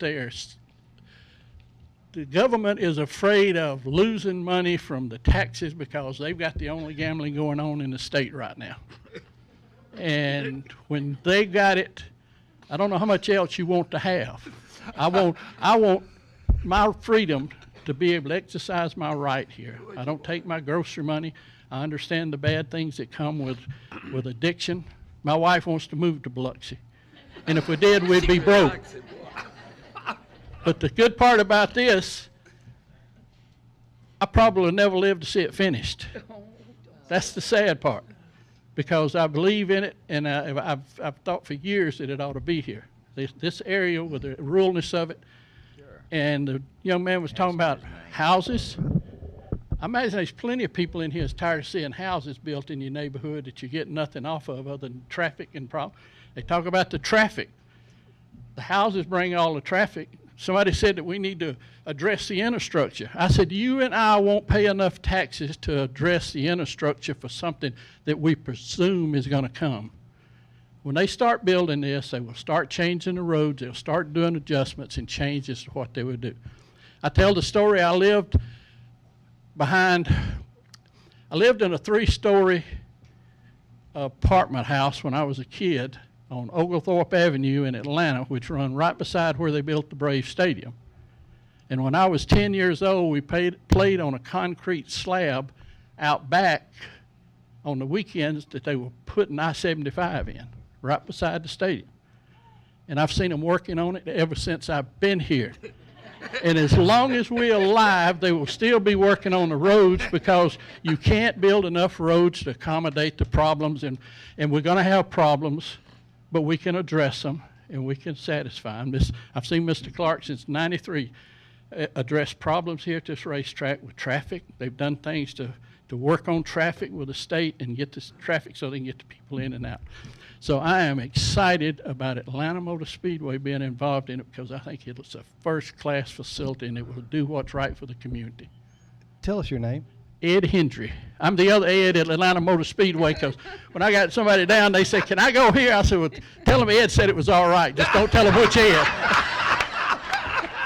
So the name does have some advantage, but I love that man. And Mr. Hutchison, I was working here when he come in as an intern, and I'm tickled to death to see that young man's progress. He's like a son to me, and I hope I didn't embarrass him by some of the stuff I told you, but I've been on the council in Hampton. I've been involved in the Henry County Commissioners meeting, the Board of Commissioners meetings, and all to find out how government works, and government will eventually work it out.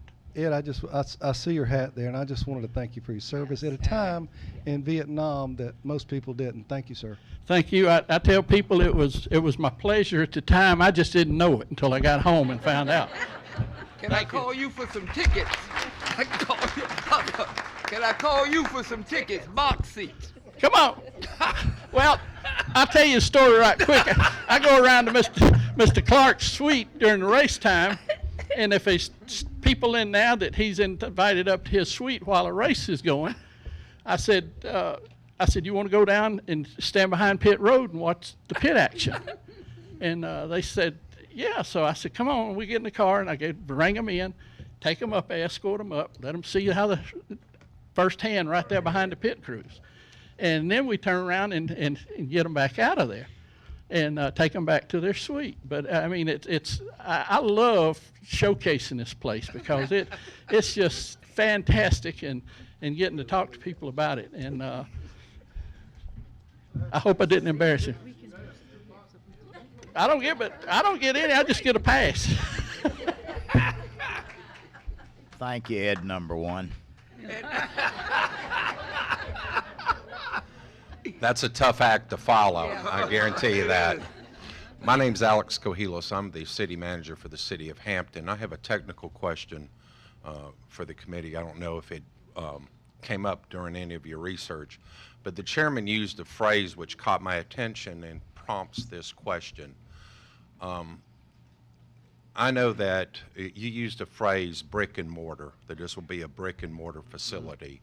And it prompts this question. I know that Amazon and other online retailers have damaged local communities and local government because online retail services have largely gone untaxed, and it provides an unfair advantage to online retailers as opposed to local brick and mortar retailers who collect our local sales tax, which funds our local infrastructure and pays for our schools and pays for our senior centers. And I was wondering if any studies have been done to show what damage has been done by online gambling, which is largely unregulated. Furthermore, I wonder how much lost revenue the state of Georgia has lost by their citizens participating in online gambling as opposed to gambling at brick and mortar facilities within the state that would be more tightly regulated. There's also been a host of recent scandals about online gambling. In the poker world, for instance, there was evidence that they were running fixed games with time delays in which even the players were being tipped off what the other players' hands were. That seems to have a lot less security that is provided in a brick and mortar facility in which the casino business is built on trust and the fact that there'll be tight security and people won't be scammed. So my question is there any evidence been brought to you about how much lost potential taxes are lost every year to online gambling and offshore gambling as opposed to what that could have done, economic impact it could have had on a local economy?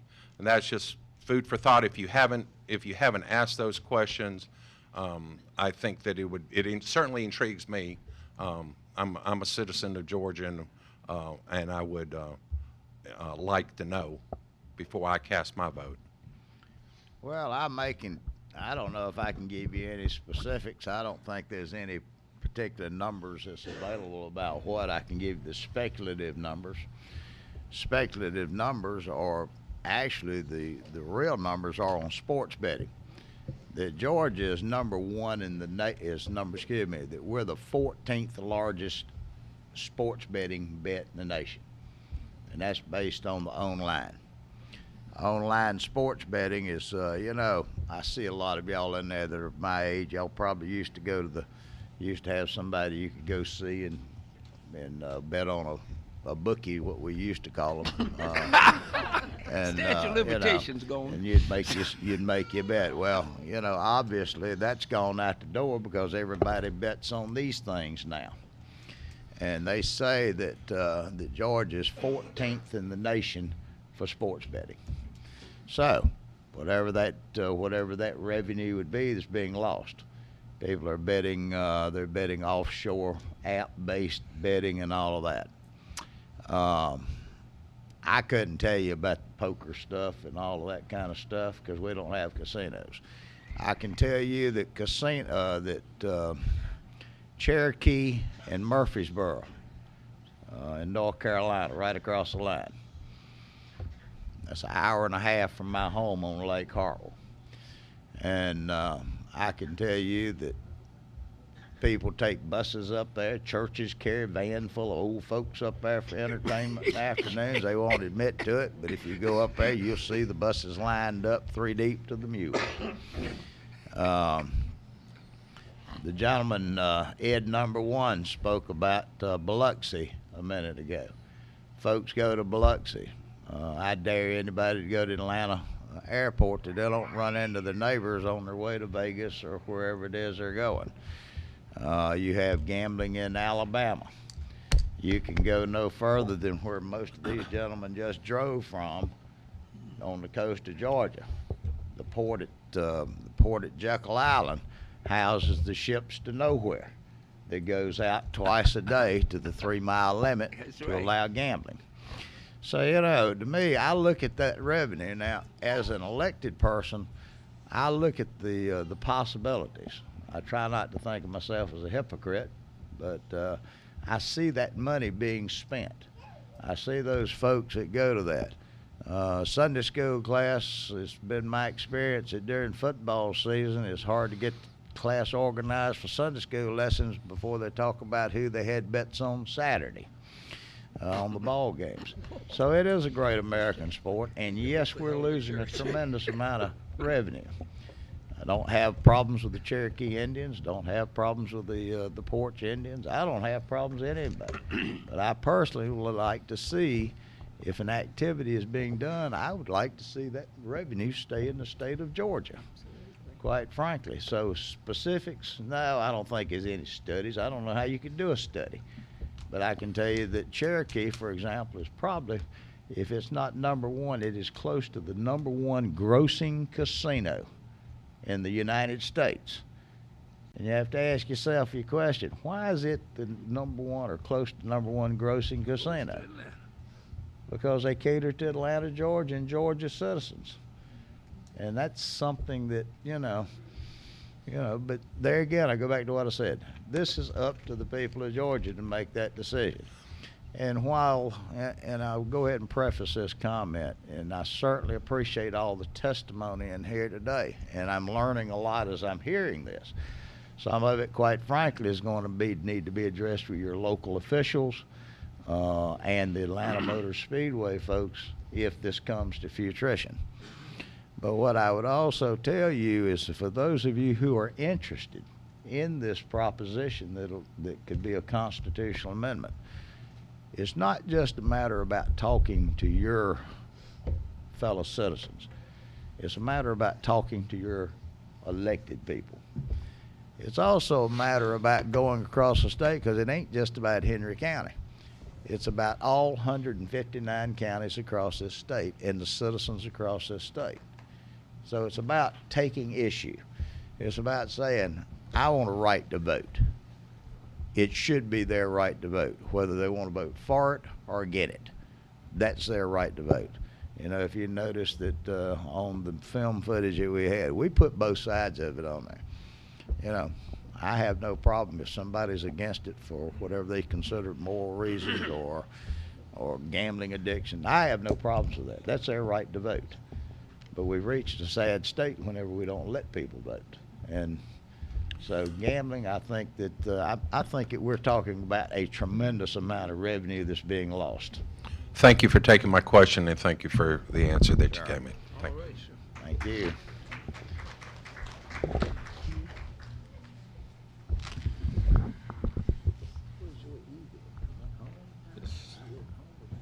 It's 12:50 today. I want to thank you. I'm James E. Fletcher from Barnesville, Georgia. Little small place, town, south of here. Barnesville, B-A-R-N-E-S-V-I-L-L-A. I don't know any of you, but after I speak, you're going to remember who I am. Show me, show me. I'm the one and only, Show born me. and raised in Barnesville, Georgia. And you asking me to stop giving my money away to Biloxi, Alabama, and I think I'm the only one here from Barnesville, Georgia. No, he was born there, sir. I was born there. He was born in South Barnesville. So you're the only one. I still don't know you. But after I finish, But I know you. you're going to remember who I am. One thing I want to say is I go back to Barnesville. I had this appointment on my schedule for quite some time to come here to this hearing. And after I go back and tell the people what I heard and what I seen here, it better be the truth. Because we in Barnesville speak the truth. All right, truth speaker. And as I go back telling the people in Barnesville that there's going to be growth a few miles from Barnesville, it better be the truth. As I go back to Barnesville and tell them I'm not going to be making those trips to Biloxi, Alabama anymore, it better be the truth. One of the things that I ask, if these casinos are built here, just have a smokeless casino for me. You want it all. Even though the smokeless casino are colder than the regular casinos, I can tolerate it. But I want to thank you for listening to me. I am retired Air Force also, after 20 years. And I chose Barnesville, Georgia, to make my home. And I want to say, for each of you, you witnesses, look at that panel. Look at that panel. Look at that panel. And I hope y'all are speaking the truth.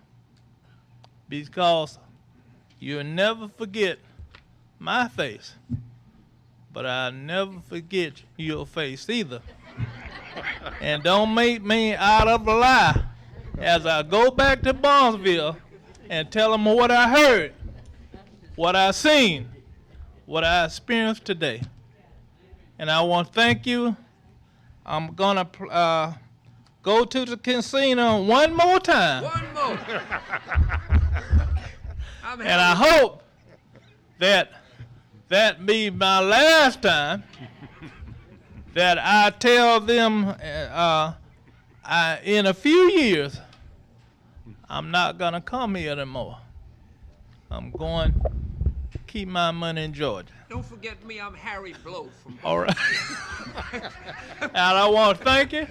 And as I leave today, remember, I'm James E. Fletcher from Barnesville, Georgia, and I'm going back and tell people what I heard, what I seen, and what I experienced today. Thank you. Thank you for your service in the military. Thank you, Mr. Fletcher. Do we have anyone else that would like to be heard? Come right on up, sir. Thank y'all for coming. I have a question. I think the vote in the state, we're going to vote for this. You put it on the ballot, we're going to be gambling next year. But I have a question. The 2/3 that it takes for y'all to vote to get this on the ballot, where do we stand with that? Well, that's Great question. Because we're going to vote yes. well. Y'all got to get it on the ballot. Before you get a chance to vote, before the citizens can vote, it takes 2/3 members of the House Right. and 2/3 members of the Senate. Yes, sir. And at that point, when the session starts Monday, then there'll be polls that'll be run. We'll be talking to legislators of both sides, and we'll see if we can find out how many. And if it looks like we've got enough, then the bill will be dropped in. The constitutional amendment will be dropped in. How are y'all looking? I mean, do y'all know?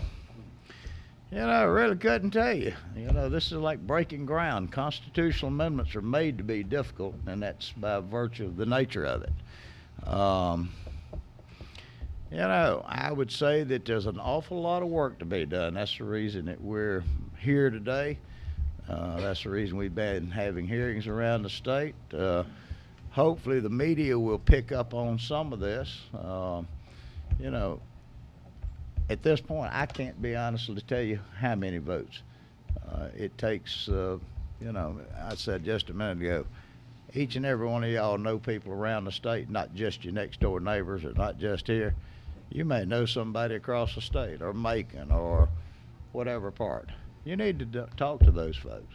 Tell them the benefits to it. I do know that in some of the testimony, in that testimony that you saw up there, that some of the antis said that they did not want it on the ballot because they didn't think they could stop it. That's true. But at that point, I still say that that's still the right of the people to vote. If the people want it, it's the duty of the legislatures to put it out there and to put it in such a format so that the people know what they're voting for. Yes, sir. So I would encourage you to start talking, start writing letters, emails, to whoever, to the governor, to the members of the legislature, whether they're your legislator or not, and tell them you want the right to vote. All right. Thank you, sir. Thank you. Now, do we have anyone else that would like to be heard on this issue? If we don't, I see Junior Ed coming back up here. He got them all. So at this point, any of the committee members? Yes, ma'am. Go right ahead. Come right on up. I'm sorry, I'm real nerdy. You see me taking notes for this whole process.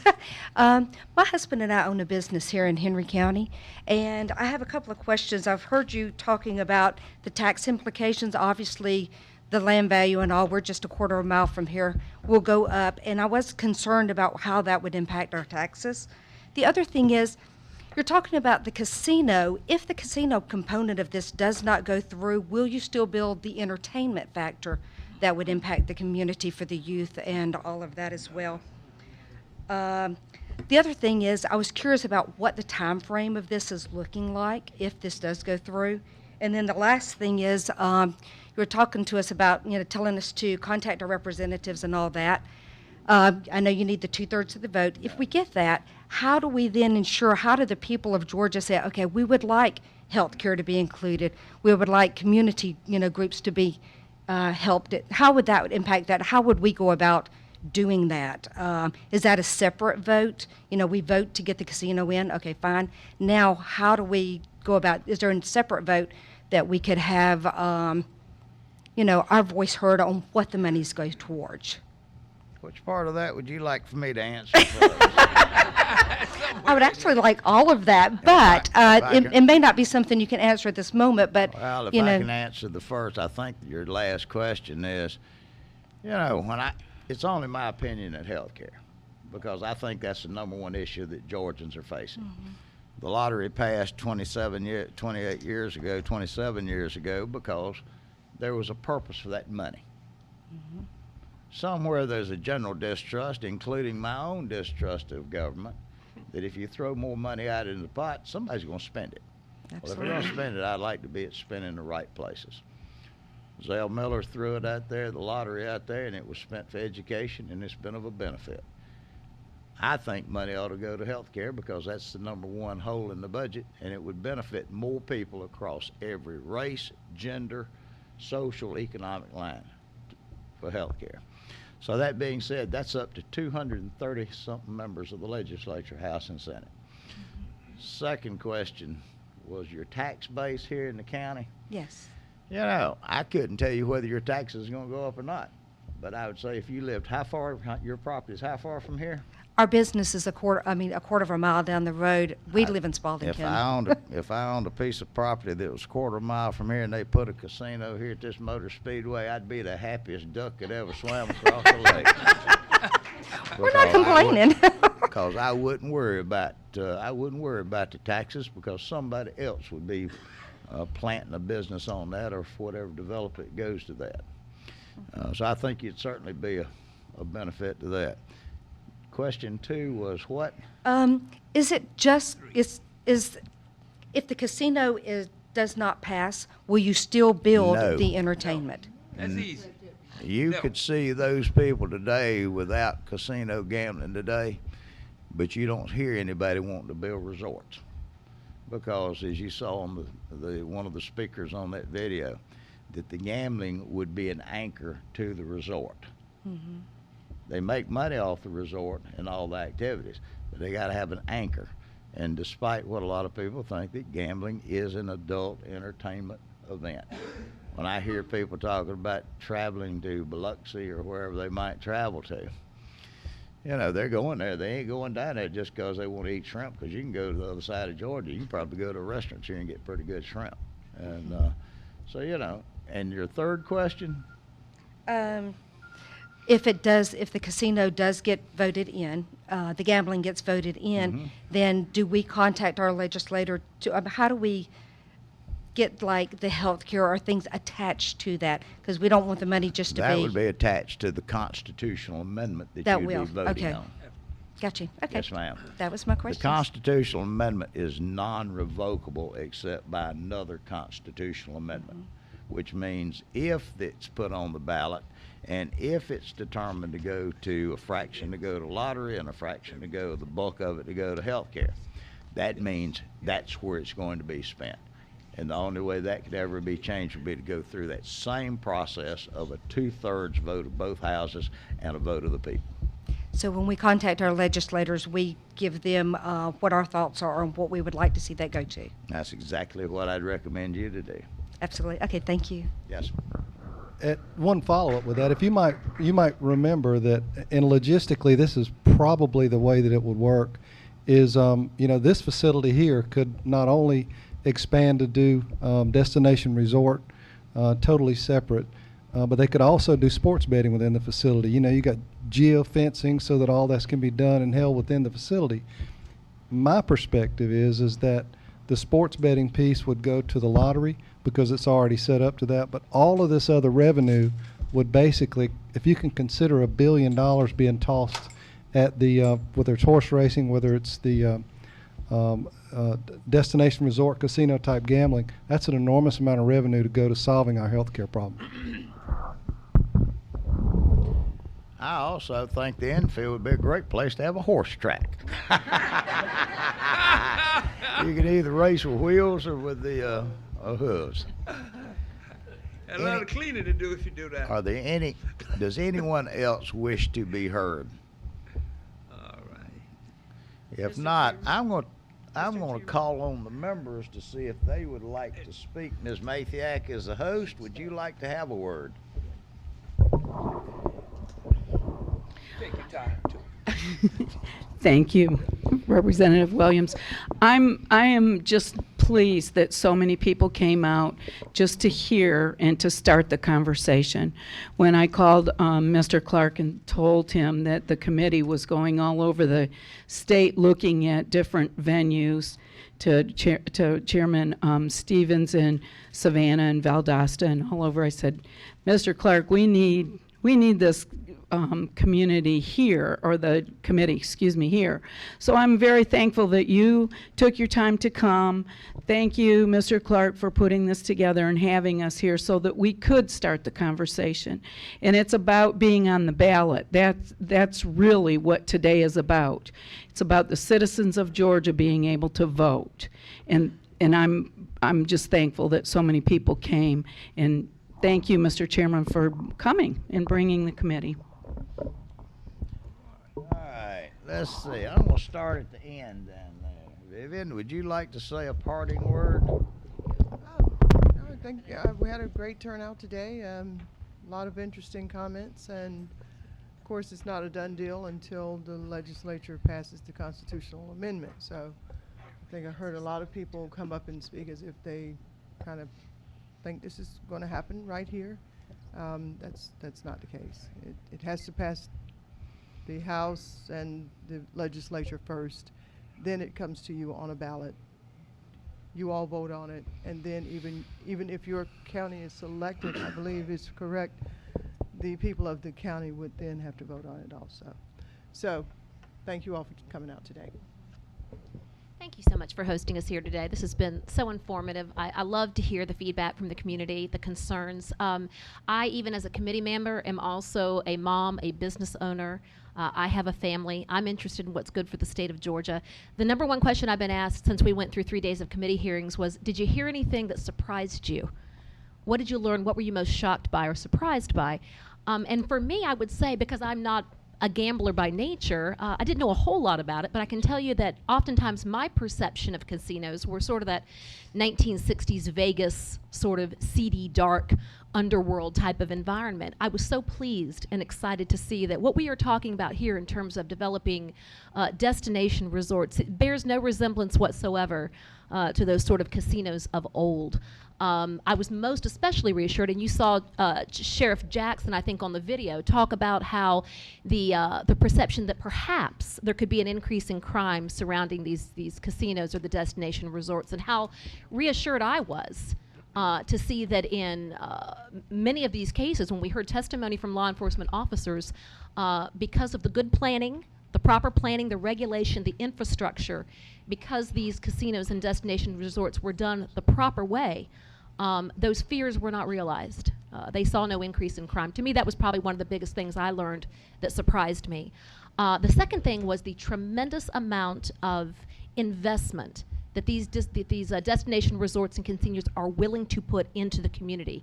So when you talk about infrastructure and roads and things of that nature, I was so surprised to hear the testimony from communities that said they were able to purchase more fire engines and more police cars, and the casino or the destination resort in Boston that literally came in and helped to dredge the harbor so they could get bigger ships in. So I learned not to underestimate the ability of these destination resorts to make a sizable investment and contribution into the community, and including the charitable contributions. I was very impressed by that. So as not only a legislator but a citizen of the state of Georgia, those were two things I heard that surprised and pleased me. Thanks again for having us. Thank you all again for coming today and for your feedback. We are the Special Committee on Economic Development, appointed by Speaker David Ralston, and we have worked hard and listened to our citizens. One of my priorities is always to keep our tax burden on you as low as possible, and I oppose any tax increase on our families or on our businesses in Georgia. The study we've done indicates that if the constitutional amendment passes to change the law to legalize gambling in Georgia, there will be substantial economic development that will produce vast amounts of revenue that will help do that, to help keep your taxes low and your tax rates from not going up, and also to keep the tax rates low on Georgia businesses. At the end of the day, though, the decision is the citizens of Georgia if the legislature will pass the necessary legislation to put it on the ballot. And so at the end of the day, you study the issue and you cast your vote. And so I personally believe our people deserve to vote on it. And so thank you again for coming out and letting your views be heard. And you I believe you should urge your representatives and senators to give you a chance to vote on the issue. Thank you. I appreciate everybody coming. And the first thing I wanted to address was the sports gambling. I know this I have 2 sons and an ex-husband, and I tell you one thing: they bet on football games every Saturday, and there's no way we can tell how much people are betting on football games. And I hope that addresses that. The next thing, I think you mentioned about the tax abatement you were concerned about the school board. Tax abatement school board, that's your local school board that has to give approval, I'm pretty sure, to give tax abatements from school taxes. So that's really not a problem. That's your local people on school taxes. I think that's correct, isn't it? And so local government. And we don't have anything to do with that. The only thing we're trying to do is get the vote, have the legislature vote on whether gambling is allowed in Georgia. Now, it's not left up to us. I mean, Mr. Clark did the best presentation of any of these people that came down to me from Las Vegas to anybody. He did the best presentation. But it's not left up to us to say that the casino would go at Motor Speedway. Chances are, I mean, if I was a gambling person, I'd say it did. You got the best facility, you got an ideal situation, but we don't decide. And I don't want you to think that that we're the ones that decide. And one other thing too, I've got an open mind. I feel like people that should have an opportunity to vote on their destiny. One thing that sort of puts me, all politicians sort of have to think about re-election. So, but I just want to throw out, this is a very diverse state, and I'm sure people here would find it hard to believe, but I represent 2 counties in South Georgia that are dry counties. Do you know what a dry county is? Oh, yes. So I represent 2 dry counties out of the 3. So I just want to throw that out. So, everybody doesn't think alike, and everybody has the right to vote, and I hope everybody gets a chance to vote the way that they feel like, and that people represent the people that vote the way the people that they represent believe. Thank you. There's not much left to be said, I don't think. I think it's been wrapped up pretty well. But I was a little nervous when I first came, when I saw this many people show up for a meeting. Usually when this many people show up for a meeting, they're against something. And they're usually angry about something. But I think this is the friendliest big crowd I've seen in a long time. And I want to thank you for it. You're right. You're certainly right about that. And I just wanted to let Representative Houston know that when Houston is Houston, Texas, Houston Penny. Houston County. When she has 2 dry counties, that means they have excellent moonshine. But that's another day. Let me say this: I've been grateful to be here. Thank you. I come to Henry County, but I usually turn right off of 75. It's 2 of the most precious things in my life. I have 2 grandchildren who, with their father and mother, live in Eagles Landing, so I get to come here, and I can't afford to buy anything here, so I just stay briefly and eat off of them. But this has been a great experience to have so many citizens represented here and express themselves. It's going to be a new day in Georgia. I can just feel it in the air. And there was great opposition to the lottery when Zell Miller had it put on the ballot through his efforts. Almost cost him an election. There's a lot of difference in 92 and 2019. Many of the members of the committee has heard this, so I'm just going to share with you. I'm a Baptist deacon, and I've taken my share of calls as a result of these hearings. I'm very much in favor of the people having the right to say, and I have a very simple philosophy. I'm unlike the Chairman Powell, where his folk talk about gambling in Sunday school. I'm not Episcopalian, see, in my church.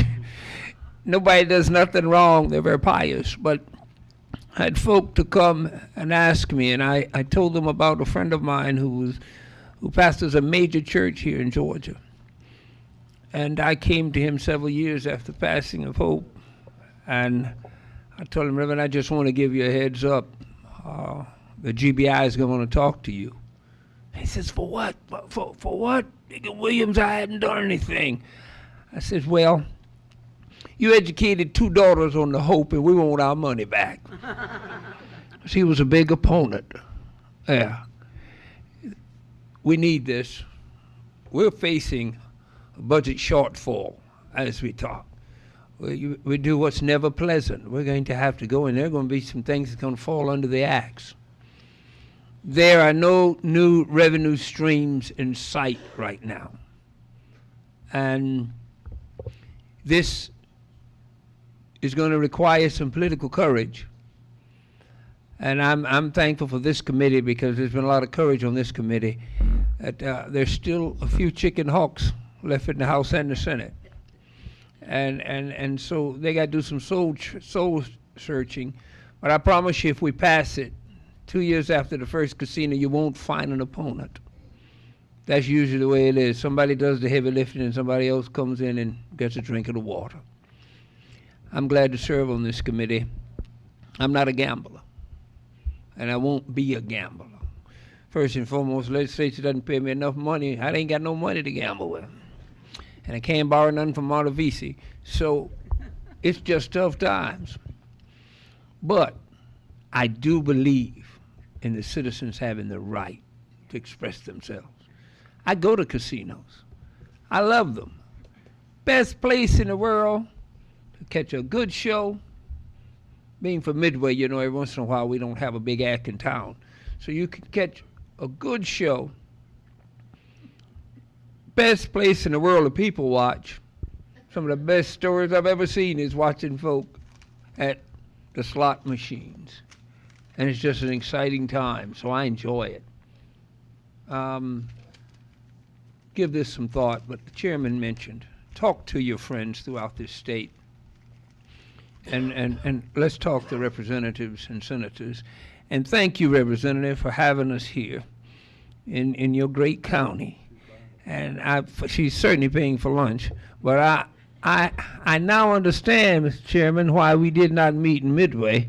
I got undermined. And Ed, too, was in on the undermining, but you should have been in Midway.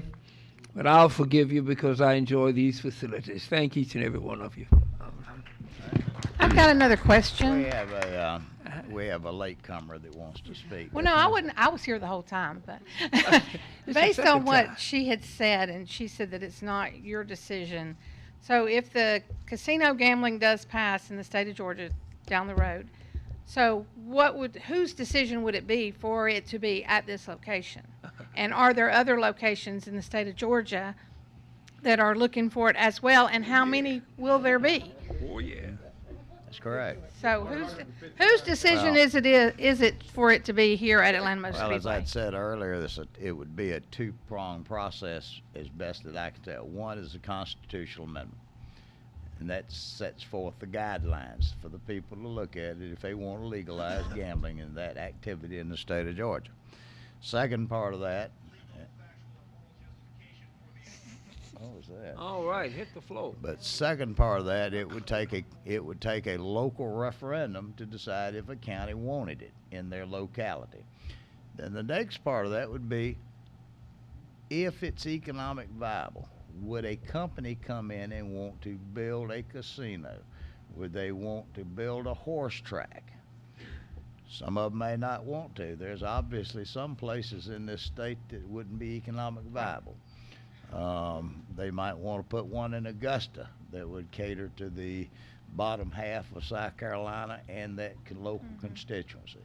There may be one in North Georgia. There may be one in there might be one in South Georgia on the Florida line that would cater not just to that part of the state, but to the Tallahassee-Jacksonville market. But will there be a limit to the number of resort destinations? Yes. That Oh, limit yes. would be set by the free market system. You're not going to see them everywhere. Okay. Okay. You I won't just didn't know see if there was these. like a number in mind already. There's only going to be I four think- or whatever. I think you're probably looking in the state of Georgia, you'd probably see 6 locations. Okay. Quite frankly. Thank y'all. Thank y'all for coming. Yeah. Thank you, ma'am. All right. Would you like to say a parting word? Again, thank you all for coming today. I know you're taking out of your busy schedule. This has been an amazing, eye-opening event. We had folks down in Valdosta that had the long face when we started, explained the scenarios, and by the time that we left, there were a lot of folks that were just had flipped and were in favor. So keep in mind, you asked about the very first bill that we introduced, gosh, I forget how many years ago, had a limit of 6 of those in the Constitution, and that's probably the number that a lot of us are favoring. Some would like less. I would like to take an opportunity. Wesley Dunn's walking along the back here. He used to be state representative, the chairman of the insurance committee. He started all the conversation that was back with Zell Miller whenever he represented this area, and horse racing was his big deal, and he's given us a whole lot of input on that, and I just wanted to recognize that. The other thing is the city of Columbus has already voted not once, twice, but 3 times, I believe, to go ahead and allow this venue down in the area. They understand the people that built MGM, the massive facility that was just completed. They understand what it means to a community that went in and they took a Brownsville area, spent millions of dollars without a tax dime, and built a facility that has really made that area pretty amazing. So again, for me as chairman of the co-chairman of the committee, on behalf, one of the questions was asked earlier about bricks and mortar versus online. Just so you know, Chairman Harrell's not here, but he could have answered that. He's got a marketplace facilitator bill that levels the playing field with online, along with the our imperil, if you will, bricks and mortar places around the state. I want to thank Ed and the Atlanta Motor Speedway for allowing us to come to this amazing facility. It always gives me goosebumps when I come out here and you think about the investment that has been here up to now, but just imagine what it's going to be and can be 5 years from now whenever what you see outside could become a reality. Thank you guys again. Well, I'm going to give the closing remarks. I want to thank each and every one of y'all for taking time to come today. I want to thank those that chose to speak, to be heard, because that's where we make our decisions based on. I hope that we've been able to educate you a little bit about the legislative process and about how it would, how this thing would have to be done for futurition. And as you could probably hear from several of us, bottom line is the right to vote. At the end of the day, it's the vote of the people. The next step above that is for the legislature, 2/3 of both houses, to put it on that ballot. That being said, I would encourage you, whether you're for it or against it, you need to be heard, because that is your true right to do. I want to give my thanks to Ed Clark, what a true gentleman, and the corporate citizens here at Atlanta Motor Speedway. I want to thank them for hosting this today. I didn't know that he was Ed number 2. I just thought he was a senior Ed until I came down here today. But what a gentleman, ladies and gentlemen. And you folks down here need to be proud of this facility and proud of the management and proud of the general manager, Mr. Ed Clark. Thank you all. Your legislative session starts this Monday. Yes, goodness. Quite a little drive to get here.